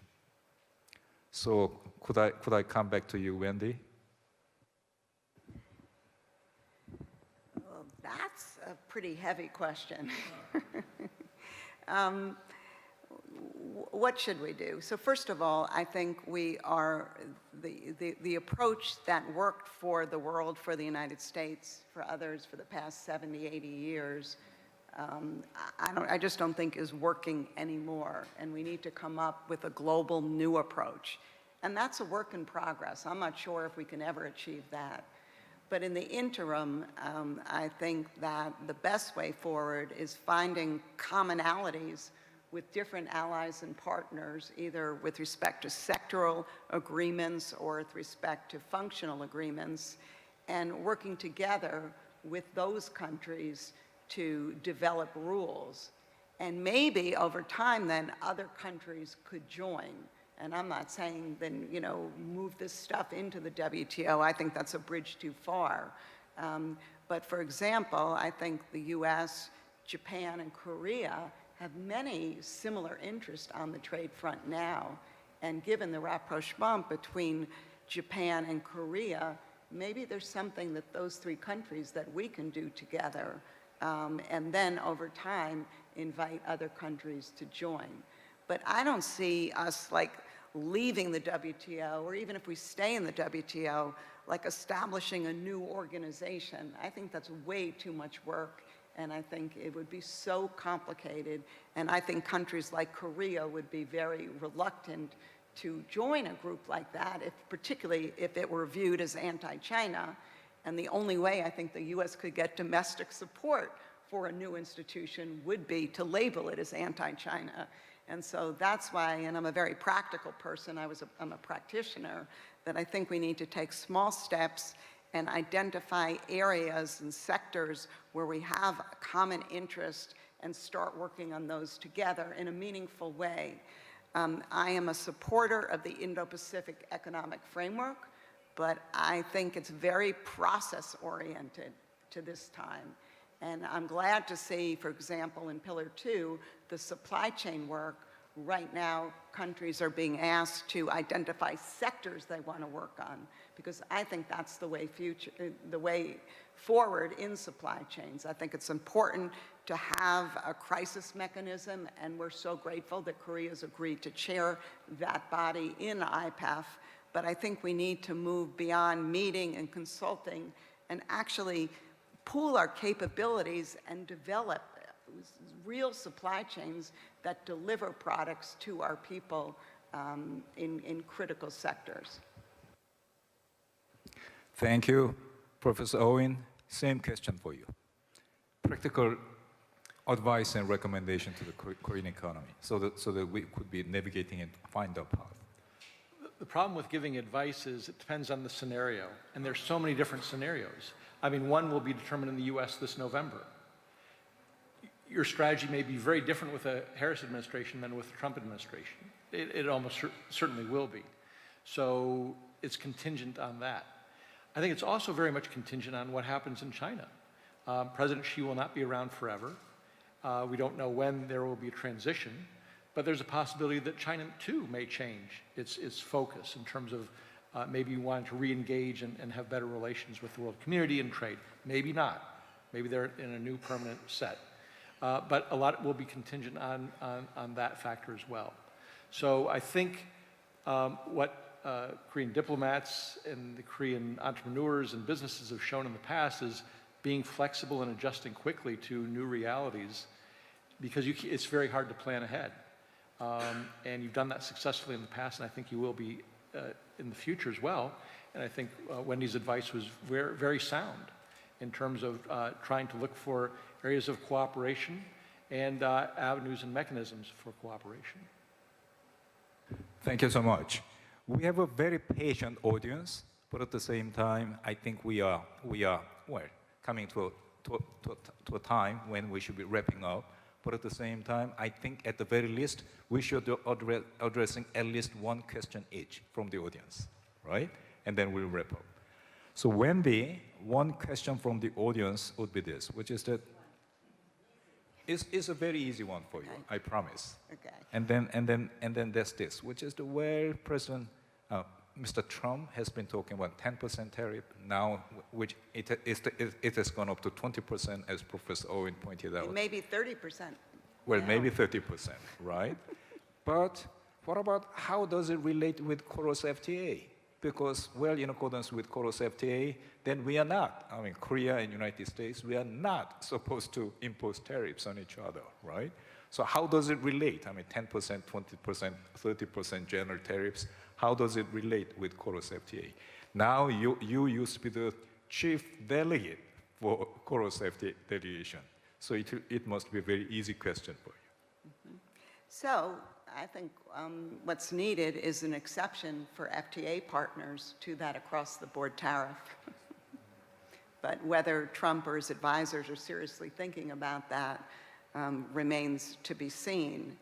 And even if there was interest in providing that kind of exemption, I do fear with, and I don't believe that trade deficits are bad, but I'm just sharing how Trump and Lighthizer view trade deficits, that spiraling upward trajectory in Korea's trade deficit may make the 10 or 20% tariff irrelevant. And Korea may find itself, after Vietnam and Mexico and a couple of others, a real target for, for reducing the deficit. Korea did a successful job during the first Trump term in reducing the deficit, and I think it bought a lot more. I think you mentioned to me including LNG, which was your suggestion, so it can be done. But again, when you look at the numbers, and and when I was looking at Doug's charts earlier, you could almost, if you had to plot the Korean trade deficit with the US since the Trump first term, it's really a steep upward curve. Professor Owen, question for you would be this, which is that you spoke a lot about, say, economic tension between United States and China, right? And then, well, in your, well, just the previous intervention, you again talked about China, the changes to be made by China, right? So, well, what changes do you think would be the meaningful changes, which in fact could be mitigating U.S. position in its well, relationship with China? I think there are things that China could do to improve the relationship considerably, but I don't think they will happen under President Xi. So it really requires a redirection of Chinese policymakers, going back to the days of Deng Xiaoping and Zhu Rongji, when they wanted integration, they wanted more market orientation. But they've moved so far away from a market orientation to prioritize other things, there's no way that the US can meet that. There's no way that can be negotiated away and just tempered a bit. So I think there is something that's a permanent breach, if you will, unless there's really big changes in China. And it would take some time because they would have to be credible. It couldn't be just a statement, oh, we're moving on a different path. And once again, I'm not a China watcher, so I don't know what the likelihood of that is. I'd say it's actually pretty low, but there is that possibility. Well, you in fact, as a part of your presentation, you showed us a book by Nicholas Lady, right? And then Nicholas Lady seems to have pretty much deep concern about the way China is moving, but at the same time, well, basically, he seems to be thinking that still there is much room for Chinese economy to grow. So that in fact is rather, in a sense, two ideas moving in different directions, but that seems to be his idea. But anyhow, thank you so much. So today, we had a very long afternoon, the first session on geopolitical risks, and second session on geoeconomic risks. And you, in fact, once again, have been very patient audience, and I very much hope that what you heard this afternoon in the first session and second session was worth your time and patience. Thank you so much. So that's the end of it. Thank you very much. I think that we could have gone on for much longer. 네, 다시 한번 감사합니다. 오늘 준비한 모든 프로그램과 So that concludes all the programs that we have scheduled today, and it's time to close this event. I would like to thank all the speakers, panelists, moderators for today's lively discussion. The Colliding Worlds and the Korea's Path Forward was the theme for this year's Munhwa Future Report. And we have talked about the international community in a complex crisis situation and seriously explored ways for Korea to move forward. I hope everybody who attended this forum has found your time and participation meaningful. With that, I would like to express my sincere gratitude to all the participants for taking time to attend this event, and we would like to officially conclude the Munhwa Future Report 2024 organized by the Munhwa Ilbo. Please leave the interpretation receiver on the table and make sure you check all of your valuables. And thank you very much. Goodbye. Bye-bye.